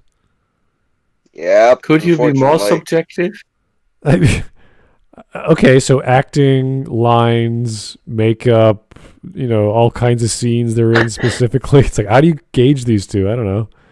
They're not even the same character. Tits, that's the real question. Yeah, how are the tits? Yeah, they're fantastic. Okay. Do I like blonde tits or redhead tits? I don't know.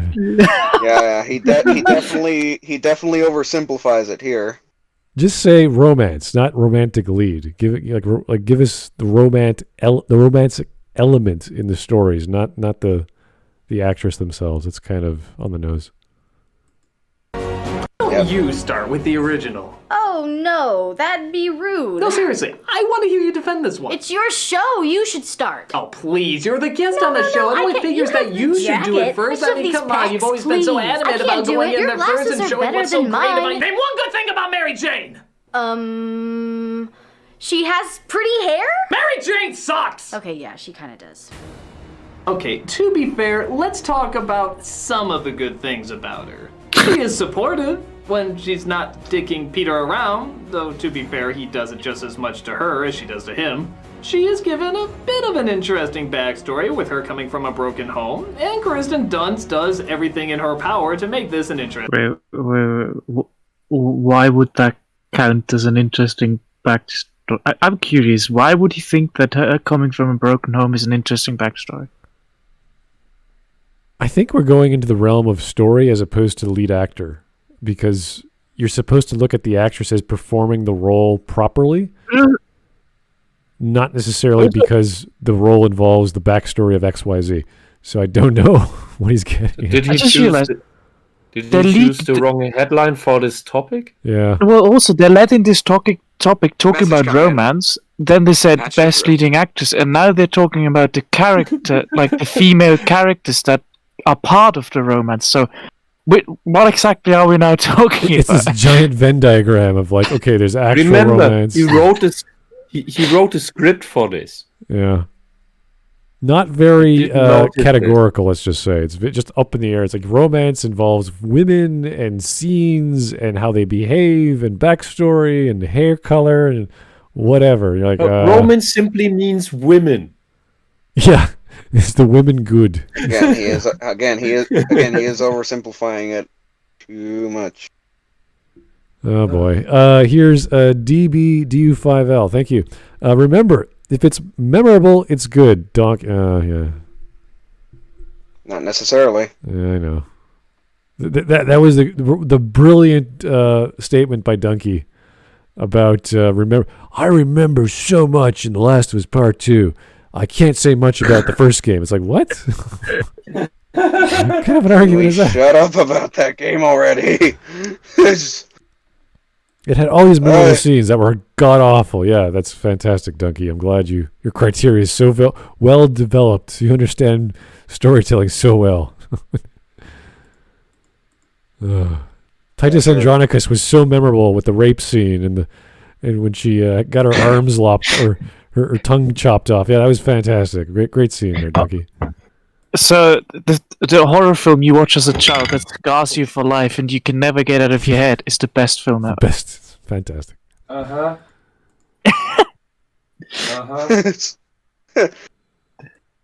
Does the same count for real life Aside memories? from that, she is a tool. She is something for people. Is she a tool?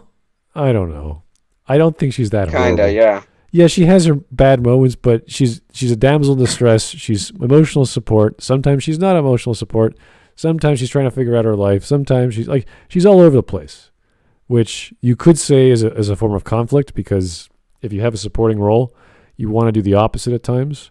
The side characters have to help and hinder the main character in certain ways. It's the expression of that hindering and helping is the problem. It's a little crazy. Like suddenly she's a singer, then she's not, then she's sort of jealous, or Peter's trying to make her jealous. Like there's all this back and forth crazy crap. And you're not like, is this necessary to Mary Jane to make her a good character or a developed character? I don't know. It's a bit of a mess. Peter Parker Chase. She's someone for him to save, someone to always be concerned about, someone to look at him in awe, someone to always give him pity. In short, she's only there to make Spider-Man look good. She's not a character, she's a character's girlfriend. Someone to be appealing superhero arm candy. Someone to look pretty in Spider-Man's arms. Okay, I don't see the problem with that per se, if that's all she is. She does have a backstory. She does have all these desires. She does have conflicts.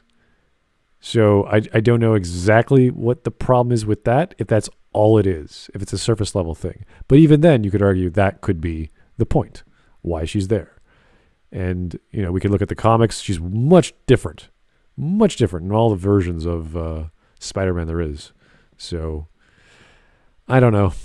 You'd have to do a little more closer analysis than saying it's just all girlfriend nonsense or relationship bullshit. Like that, when you look at, I always go back to the new cartoon in the 90s with Spider-Man, and I always say the first or the most adult cartoon of the time was Gargoyles, and the second most mature was Spider-Man, and then you have X-Men and others. But they did a lot of stuff in that show to showcase the relationship between Peter and Mary Jane and his family and what have you. So if all it is melodrama, then you got to gauge it properly and compare it to other things with Mary Jane in it. So because it's a different character, I don't know if you can compare Gwen Stacy to Mary Jane properly, because even in the comics they're very different. Yeah, in the comics there is no comparison. Yeah, it's Mary Jane and Gwen Stacy, and that's it. Now, to be fair, the comics have written her much better over the years and have given her a truly defined identity. But the movies? No, she still kind of sucks at this. It doesn't help either that the romantic dialogue given makes it practically impossible for them to have any chemistry to begin with. You're taller than you look. Yeah, regardless of the intention in the movie, yeah, the dialogue really doesn't help. Don't. I'm benign. I'm stupid. We belong together. Also the fact that she's dated every male character who got 2 seconds of screen time in these films. Okay, so if you guys remember the story of Mary Jane, she's super popular. Everyone likes her. She's the cool, sexy girl. In school, at least. I don't know how that works in the movies exactly. I have to remember exactly. But that was her thing. She was the party goer. She was singing. She was dancing. Everyone liked her.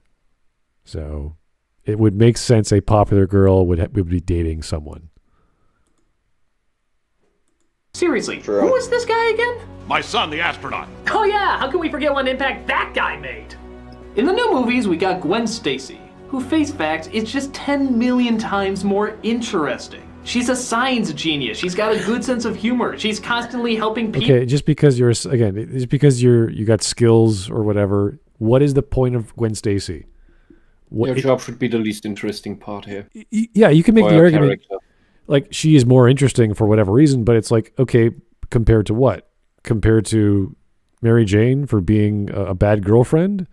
I mean, don't you want what is the criteria for good supporting role in a romance? And I would argue you want someone who is not just pure "I love you," as goofy as the dialogue is in the trilogy, but has problems, can't do everything right, needs help, helps and hinders Peter, etc., etc. So, what is the reason for what makes a good romance? And why is it effective? That's what I want him to answer before he starts pointing fingers and saying, "Oh, she's boring. Oh, the dialogue sucks." It's like, yes, I know the dialogue sucks in the prequel trilogy between Padme and Anakin. That's not why it's a bad romance. There's lots of there's bad acting, there's bad setups, there's bad scenes, there's all kinds of stupid things happening. It's not just the role of the character. So I understand what he's saying. There's much more depth to romance, to having a relationship. Peter in every way possible. And I mean, like, actually help. Not just cheering him on or saying you have my support, but actually coming up with scientific reasonings to defeat the villains. The antidote is cooking. Okay, so this is interesting because you're talking about a plot-relevant value for characters in a story, which is always a good thing, but you have to explain why that's important. Also, is that specific? I mean, I'm so confused because he said he would talk about the romance. I'm like, is this now part of the romance, or is this just her being, quote unquote, a useful character in this sequence? That does not mean that's romantic. It's just she's part of the plot. It's like, great. Yeah. Lots of characters are part of the plot. Why is that part of the romance, or why is that good for the romance? Tell us. Show us. That'd be great. So, arguably, yes, characters that should be part of the plot or a subplot, but romantically, no, you don't need that. Peter could just get a girlfriend off the side, and that'd be fine. She's just using her skill for the right thing. Yeah. That's regardless of whether she's in a relationship with Peter.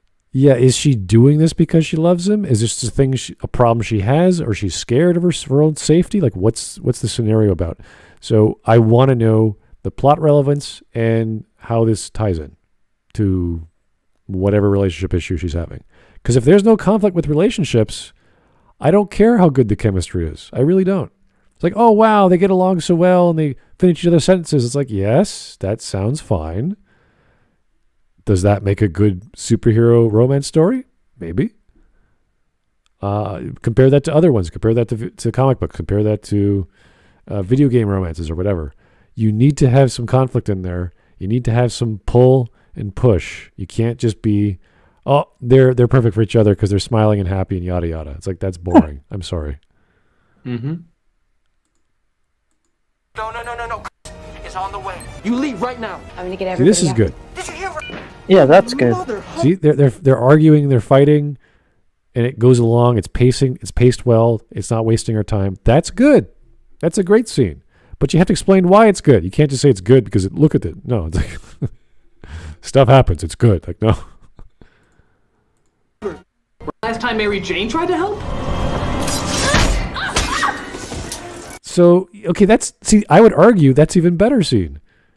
Because not only is she trying to help, she's failing. She's doing the things she wants to do out of love or whatever, and she can't do it. She's not a superhero. She's struggling against adversity, which is conflict, which you need in a story anyway. So yeah, she's trying despite her lack of competence. Yeah, the way he compares these two scenes is just stupid. You're saying Gwen Stacy? They're very different. He's judging it on the outcome of whether she manages to do it. So would he prefer a Mary Sue over a damsel in distress? Yeah, because I prefer the damsel in distress if well written. Gwen Stacy is super competent and smart, therefore she's a better character. It's like, no. I mean, she's more skilled in a certain area.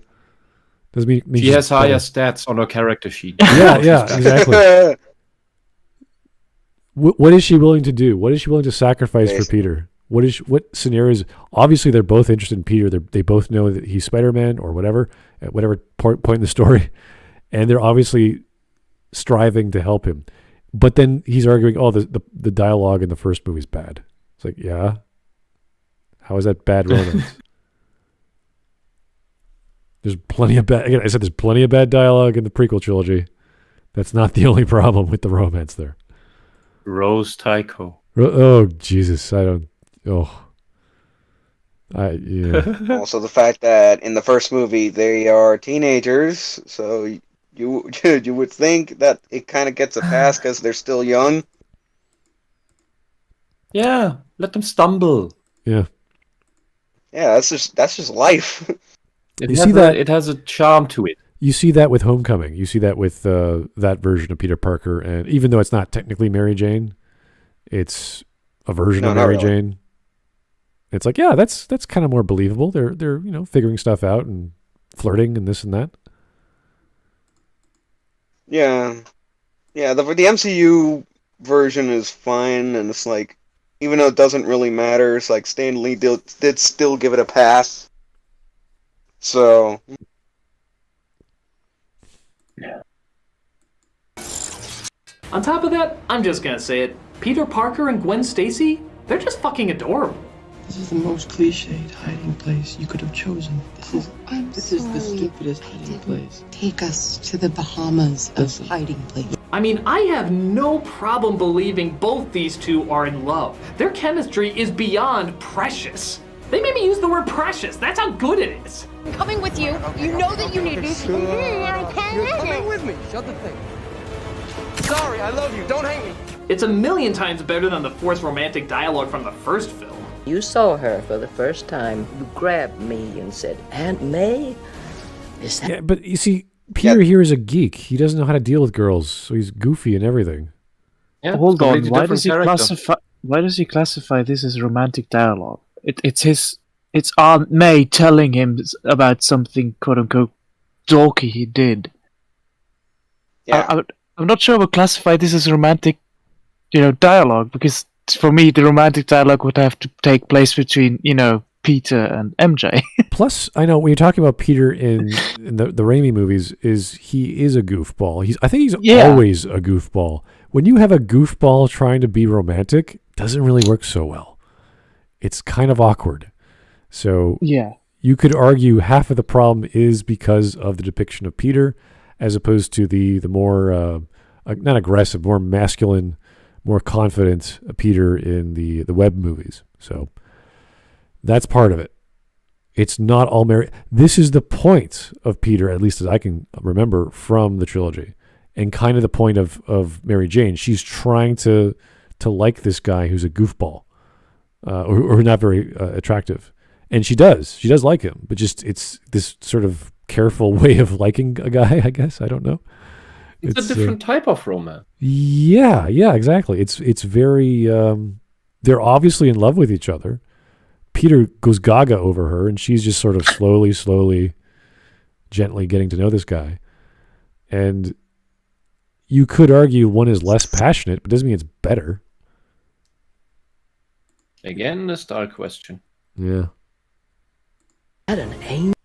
If by angel you mean a lifeless statue who does nothing but looks pretty. The only time we see Mary Jane start to form her own character was in 3, when we see for once she needs support given to her instead of the other way around. But even then, that's done so much better in the newer films. She's off to Harvard, she has huge opportunities ahead of her, and if anything, Spider-Man is going to work around her schedule. In the old, we still gotta wait 2 movies before Mary Jane even figures out that he's Spider-Man. I was in the neighborhood. I was in the neighborhood. Oh, come on, he's not even disguising his voice. Will you get a clue? This gives very little time for the relationship to bloom because they're constantly going back and forth whether or not they even want to be in a relationship. And that's no fun. We want to see them like each other. It's no fun. Maybe that's the point. All right. It's bad because it's no fun. It's no fun. Romance, it's no fun. No shit. Ever had a relationship before, buddy? It's not easy.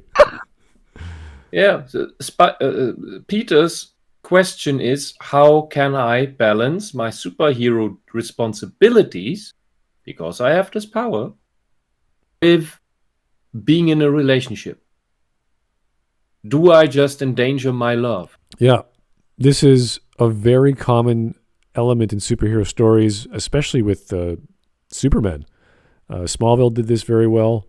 A little bit too much, though, because it's soap opera bullshit, but who's going to fall in love with Clark? Oh, no, he can tell this girl who also has superpowers his secret, but he can't tell Lois Lane, or he can't tell Lana Lang, yada, yada. Why not? I don't know. Who knows? Maybe he can never fall in love, and that's the problem. Oh, my God.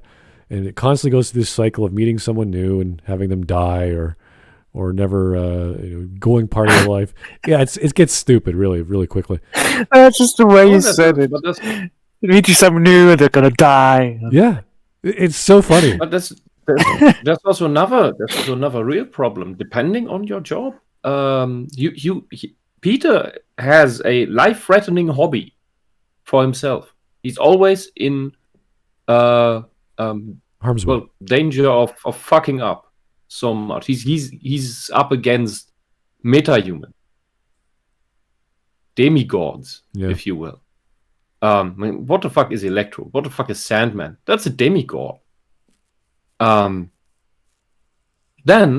there's another problem that also is relatable in real life, for which this superhero life is a metaphor. And that is, if your love knows what your secret life is,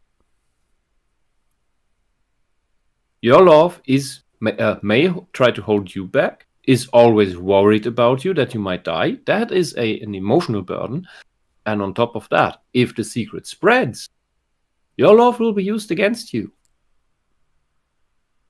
Then she is going to be taken hostage, which is a common story in superhero stories. Yeah, how do I get to the hero? How do I attack his weakness? Yeah. Find his family. So, yeah, and that's always the case. So the hero who is has less weak points is the hero who is alone. But the hero who is alone is also has no support. So that's a dilemma. And that's something that Peter has to figure out. Yeah, that is what makes it interesting. This is played up as well in Superman comics, where in the future Superman knows that humans and Kryptonians aren't compatible very well. So he always disregards or says not to befriend humans because they make horrible mates. They're weak. They can't withstand the pregnancy or the relationships or whatever of a Kryptonian baby. So there are stories where the baby kicks and kills Lois Lane and the baby together. So there's all kinds of horrible stories that involve the tragedy of being a superhero and too powerful and this and that. So yes, very common element, and I still does not tell us why Mary Jane's dilemma of not being as interesting to the super genius that was Gwen Stacy. Well, she's better. Mary Jane is just the slow, more traditional girlfriend story. No, Gwen Stacy is the here in the movie is the modern, quirky. I'm running with you hero. Yeah, my exactly. superhero story. That's it's funny because that has more energy. In the comic, even Stan Lee was like Gwen Stacy was the nice, dependable, good girlfriend, and then all of a sudden Mary Jane comes on the scene. And everyone loves Mary Jane because she's sexy and fun and friendly, and everyone likes her, and she's like the ball of energy. And it's kind of funny. It's kind of get reversed in the films for some reason. I don't know why, but yeah, interesting. They mellowed Mary Jane out. We want to see them go through actual relationship stuff. And in 3, we started to. That is the case. Bullshit about Harry forcing him to break up, and bada bang, we're back to the same bullshit that we started with before. I swear. That is a relationship problem, though. He's blackmailing her into doing something. I don't see the inherent problem with that. Yeah, it's a bit silly because the villain is like, "You must break up with Peter," you know. It's kind of ultimate villain plot. Yeah, he just wants to tear down Peter as much as possible. Wants to make him suffer. It's like, okay, makes sense, plot related, fine. But I mean, it really comes down to preference at this point. Like, do you like blondes or redheads? I don't know. Neither. Both. I like Betty Page. I'm sorry. They followed through and killed off the girlfriend at the bridge scene like they did in the comic. I wouldn't have given a crap in the original. But because of how likable their relationship is in the newer films, it's a legitimately sad departure. But the original was much closer to how that scene should have worked. Maybe in the conflict between Peter and the Goblin, but in the new one, they not only got the tragedy of losing somebody dear to you, but also of being so close to saving them, yet ultimately resulting in their destruction. Is this the scene where she lets go herself? I can't remember. Where she decides to die, or I'm trying to remember. Anyone? Well, I only remember that that's where she broke her back. I don't remember whether. I think it's just it's just the whiplash from getting pulled right on the spot from on the web. Oh, that's what happened. Okay. Just from the whiplash alone, and that's no matter what version you. Yeah. Tragic and heartbreaking angle.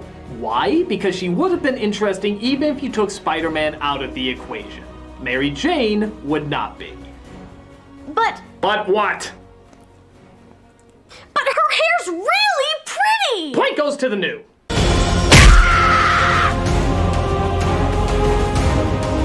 I don't even know how you have. I mean, that's an element of the movies. I just like romantic lead, villains, story in general. I mean, there's other elements like CGI, pacing, music, cinematography. It's not as bad as Cinema Sins. No, but there's so many elements to evaluate these films. So why he chose romantic lead, I don't know. But anyway. It's all tied up and it comes down to the big one. Let's wrap up old versus new Spider-Man with Best Spider-Man.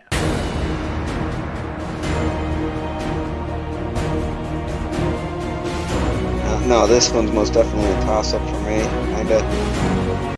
Yeah, so Maguire is kind of goofy.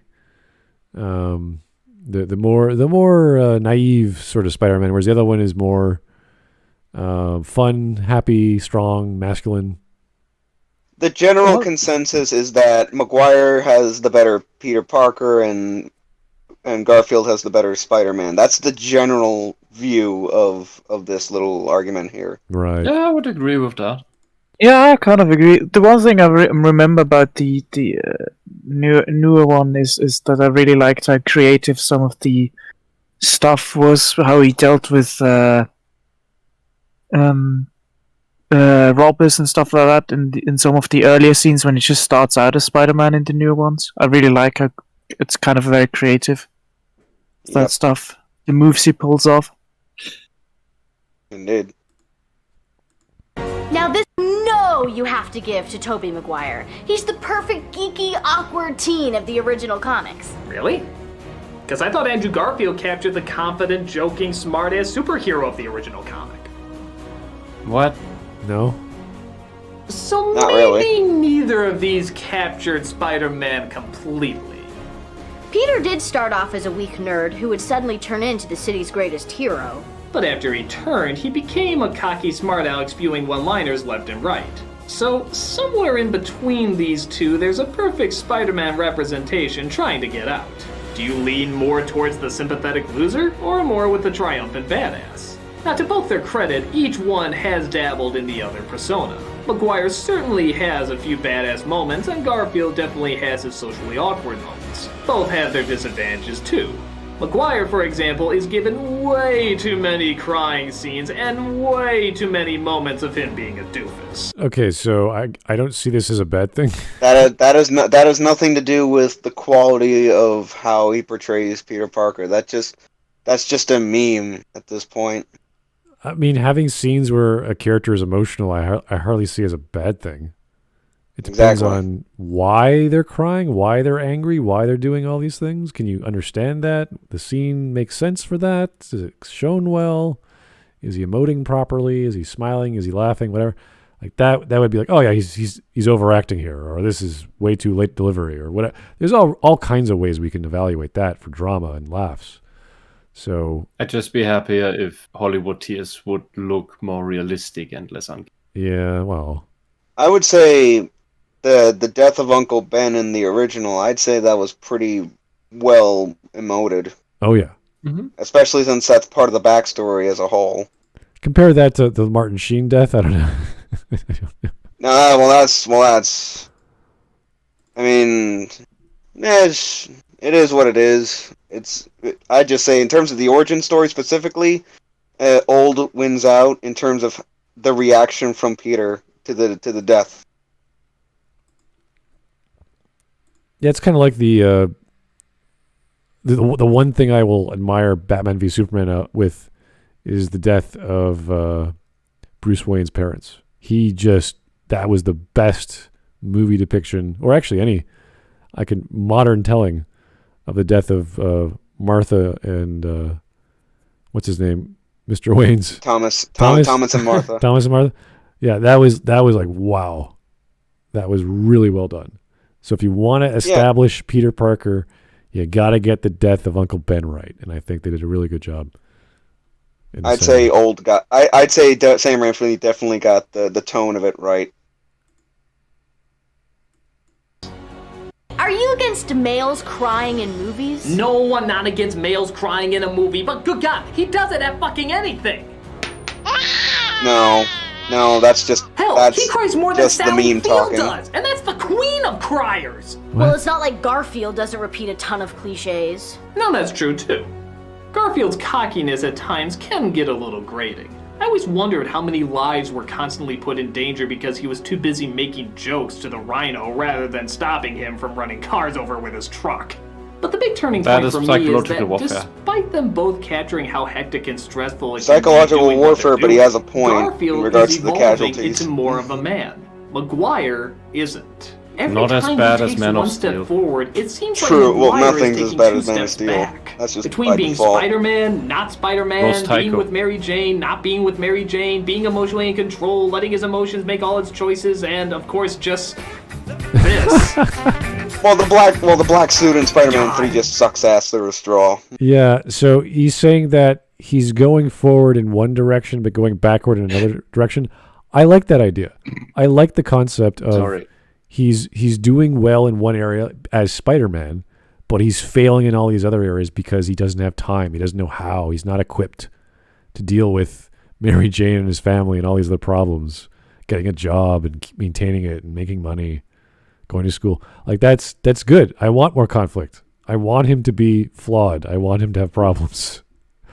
I don't want him to be awesome, and like, he's not good with kids. Like, oh, okay, damn, he's got a flaw. Like, oh.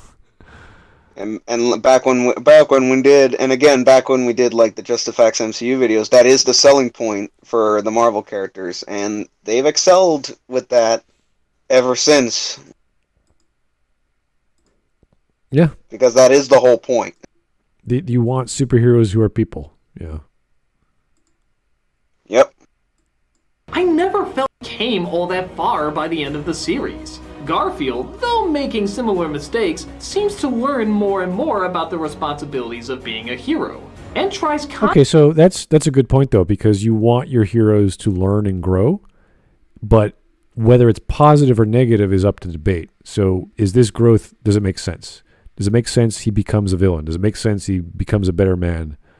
And maybe the critic just prefers it if it's clear cut and more simpler or more simple to understand, which is fine. Like I got to do this to help people. All right, I'll do that then. And he keeps going. So great. You like your storylines to be simple, or you like your characterization and your plots to be simple. Great. So do I. Does it make it better though? Why in comparison? Just like give me the scene of what he's talking about right now, which is so important to him, and why it's better in this part than it is where Tobey's Spider-Man grows and doesn't grow as well for whatever reason. Like I want him to do apples to apples. I really want him to do that, because then we could learn exactly what he's talking about. Because right now he's just saying in this scene it's better because he's stronger, he's bigger, he's tougher. It's like so what? That's like saying Schwarzenegger has more muscles than Stallone, and that therefore he's better. It's like, no, that doesn't make him better. You could say it makes him more awesome because it's cool to see a big dude fire like 20 guns at people, and Commando, and he saves Alyssa Milano.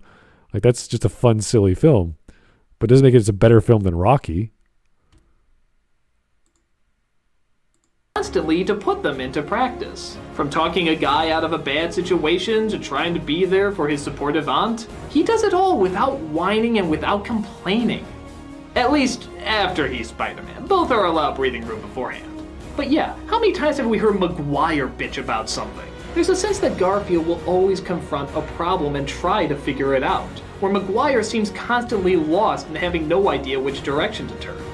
Garfield will just take any direction and somehow translate it into moving forward, making the best out of any situation. If he sees an opportunity... Okay, this is just characterization. He just prefers the character of Spider-Man in The Amazing Spider-Man because he does more stuff. Whereas Tobey is just lost and confused and broken and not sure what to do.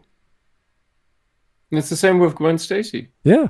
It's more active, more things happen. More stuff happens. More things happen. Therefore, better story. It's like, no. Just because they do more things doesn't mean it's automatically better. It's like, does he like the Rise of Skywalker? Think of having no, there's he did a whole thing about that with his brother. Think of a flavor of a steak, like you like a spicy steak, like a sweet steak, whatever. And imagine having a steak with like three, like a spice, a sweetness, a sauce, a rub, a side dish, like all these things. It's like, oh, look at this dish. I got all this stuff on it. It's amazing. Whereas you could have one steak, which is just peppercorn or whatever. Is the peppercorn done very well? Yes or no? If it's done very well, then that's a great steak. Whereas you're looking at this other steak with like 3 or 4 or 5 other flavors, you have to then evaluate each of those flavors properly. So you have to do more work if there's more to this Spider-Man that has more elements. You can't just say more elements, therefore better. And because these elements make him strong, therefore better. Like, no. I would argue the exact opposite. More elements where you showcase him failing and struggling would be more conflict, more opportunities for him to grow, and more opportunities for him to grow in certain directions, as opposed to being stronger and better and healthier and smarter and yada, yada, yada. This crazy power creep, which is always positive for some reason. I don't want Spider-Man to be Superman. That's not Marvel. That's not what Spider-Man is. Spider-Man's a person. He's got problems. He's not perfect. He's super smart at times. Other times he's super stupid. It's with girls and relationships and other things. So maybe his idea of Spider-Man is different. He wants the more complete power fantasy. I don't know. That's what it sounds like. It's simple, well-done meal versus fancy meal. Basically. Possibly, yeah. I was going for that analogy. I'll order Indian tomorrow. Ooh. You made me want to. Indian is fantastic. Indian is very complicated, though. Yeah. I need to taste something. And man, these people know how taste works. Well, that's a whole other stream. So.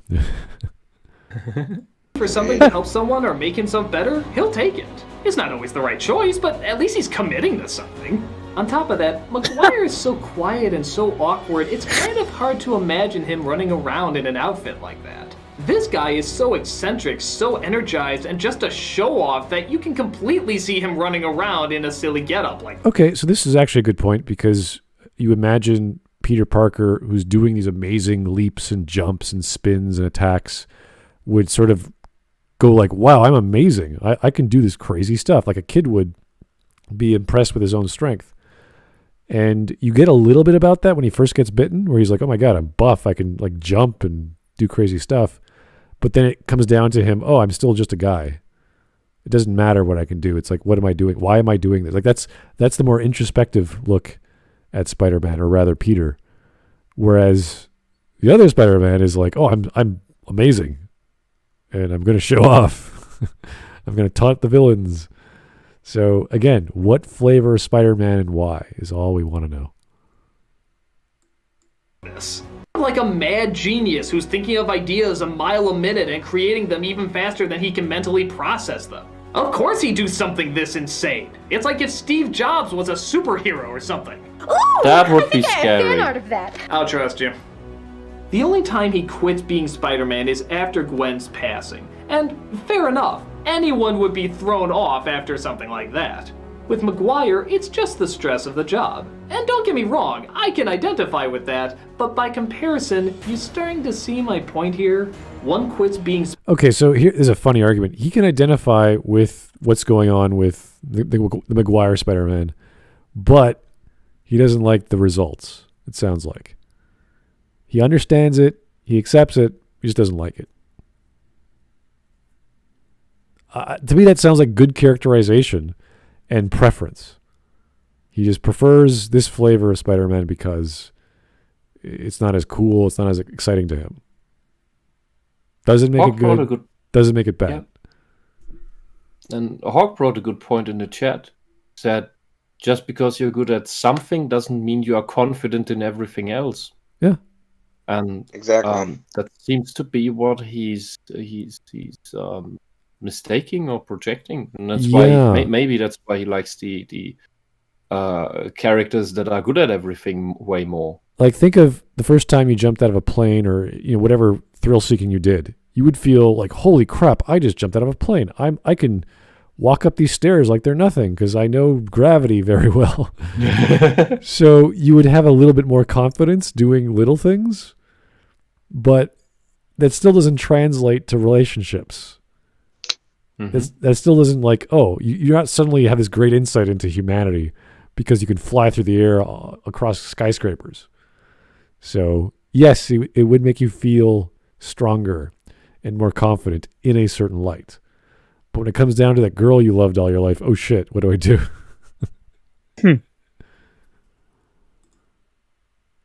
Spider-Man girlfriend died, the other one did it because it was just hard. Which one do you think is going the extra mile?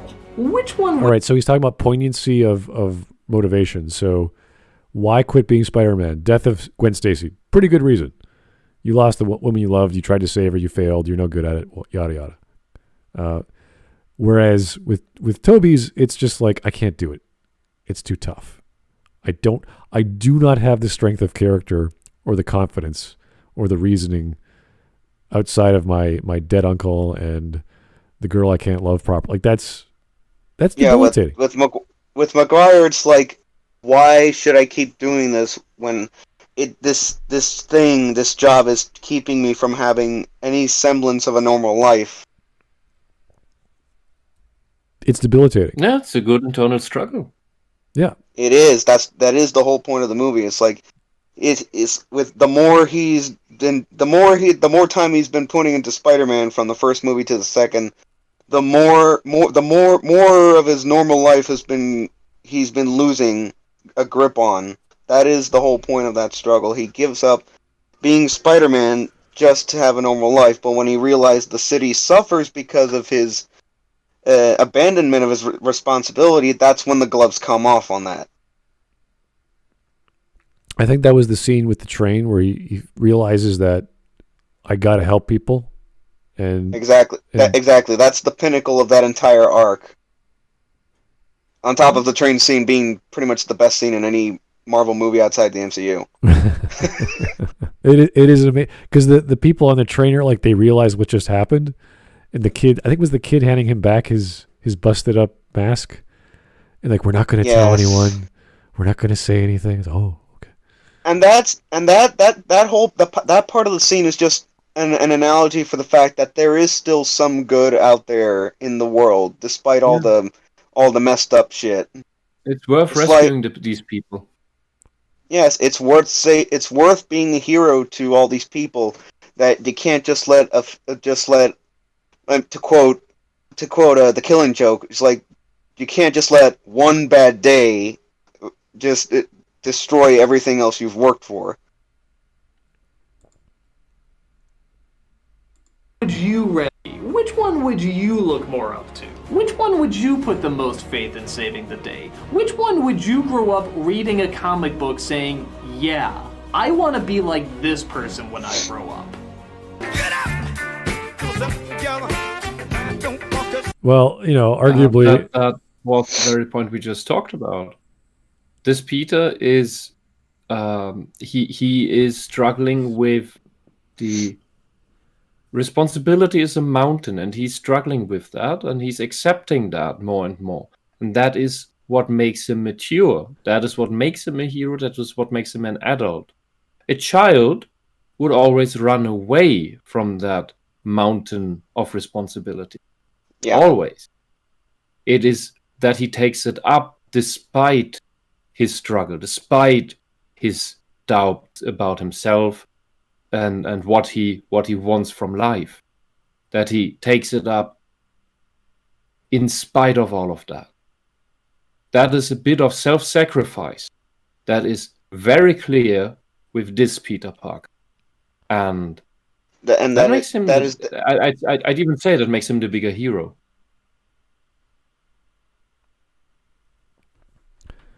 So obviously, a death in the family from the other Peter Parker is tragic, regardless. The fact that he was trying to save her life and he couldn't is also more so. So, but death is kind of like the ultimate, like, oh, we all can relate to someone dying. It's always going to be tragic, but it's sort of the go-to. Like, it's textbook stuff. It's like, all right, someone dies. This is Shakespearean. This is going to be tragedy, tragic story, tragic backstory, tragic scenarios with love and loss. Like, okay. Whereas Peter, it's like personal in the Raimi. It's like, oh, I can't do this. I don't have the strength. It's not good for me. And then he learns that it's not about relationships. It's about his duty as a hero. And it's about the greater good, pretty much. Mm-hmm. I like that message a little bit better, not only because it's less personal, but it's more, the scope is bigger. It's not about you being happy and you got to get over yourself. It's about you helping others that can't help themselves, and only you can do it. When only you can do it, it's your job. Yeah. Whether you like it or not. And of course you can decide against taking that up, but then you accept the responsibility of that consequence. And that is what people don't like to hear. Yeah, plus the concept of the symbiote amplifying all his emotions, and it's kind of funny to see a goofy guy just let go of his inhibitions and just do crazy stuff. It's just like, okay, this is so, it's all ridiculous. For as inaccurate to the source as it is, I'll grant you that. Yeah. Yeah, but in general, this struggle between hero life and private life is the thing that is not tragedy. That is the thing that is hell. Gwen Stacy dying, that is a horrible tragedy. But Peter will grow from that. But the struggle between the other Peter, the Tobey Maguire Peter, he is in this hell where he needs both things, but he can't have them both. And that is what grinds at him. Yeah, that is the difference accepting between tragedy and hell, and he's in hell. Yeah, by going too far on one side, you jeopardize the other one. That's the lesson, is to have a balance. The lesson is like was said earlier about self-sacrifice. That you can't indulge too much in one without having things go so downhill for the other side. Yeah, but it's always a struggle. It's less balance has a ring of peace with it, but Peter can't have that. Peter can only have a constant struggle where he's pulling with both arms in both directions, and that makes him that is what I think makes him great. That he keeps doing it. Garfield, the superior hero. No! Sorry, Hyper Fangirl, but this Spider-Man is more interesting, more entertaining, and more thought-provoking. Point goes to the new, which means that the all-around winner is the new Spider-Man series. For which you can go right to hell for.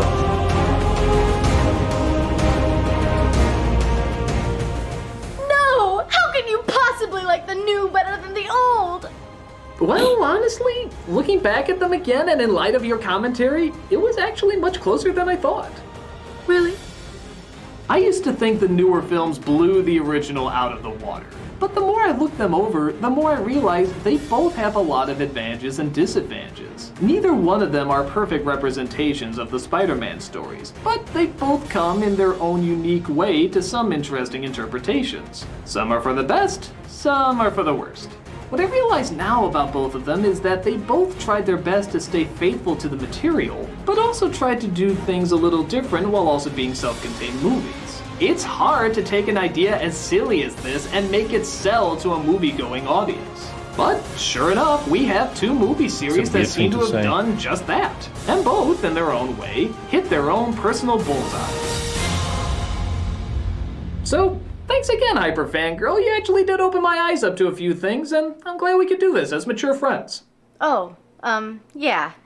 I'm glad I could help. Say hi to your, I don't know, grandmother, I guess. Oh, I don't know what you mean. Yeah, whatever. Okay, that's enough. Yeah, we're done. We're done with it. This is where it ends for us. Yeah, that's enough for me. With nuance, at least. That's good. Yeah. All right. Well, you know what? At least he took a fair shot. He did do some evaluation there. Some of those were just too on the nose, if not incomparable. So, fine. Yeah. Not great, but I would. I still love that the new ones tried to be more like a movie. That was weird.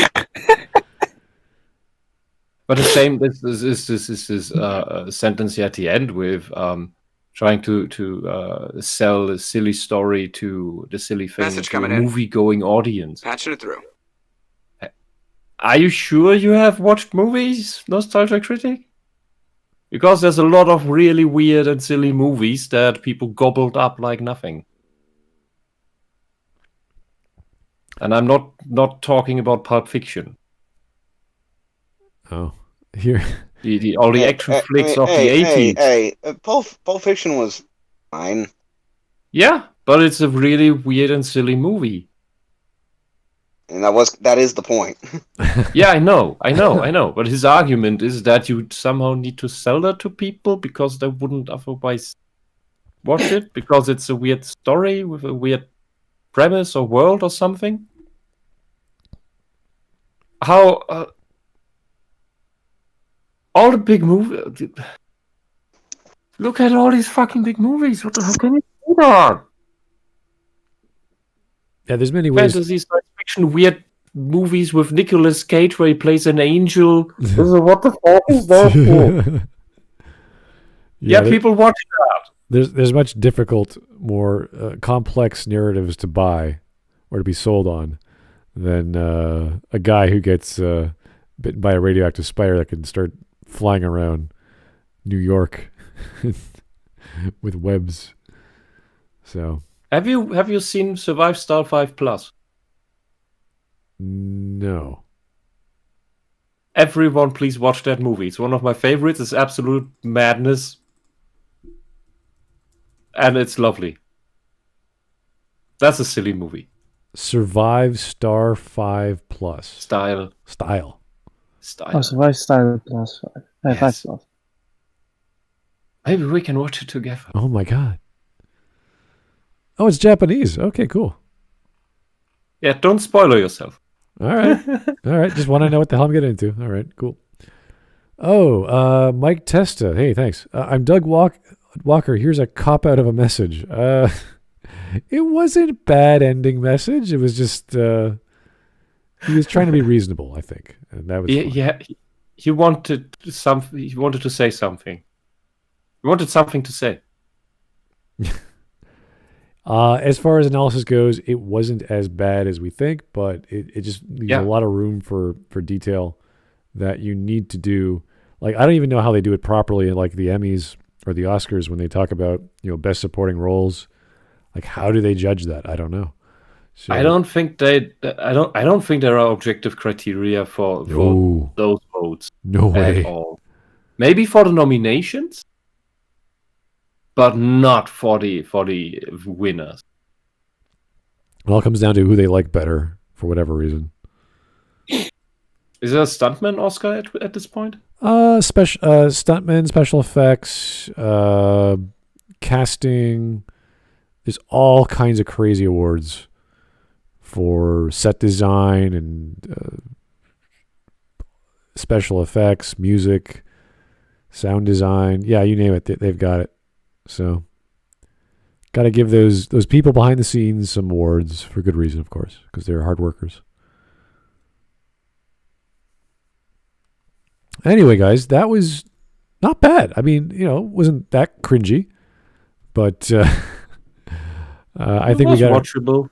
It was watchable. It wasn't that bad. I've seen a lot worse by Doug. So, and I think he gave them a fair shot, not as objective as we are. But, that's why we're here. We do these things that very few other people do. We talk about in detail YouTube videos that, especially about media, that we try to cut through a lot of the fat and a lot of the bias.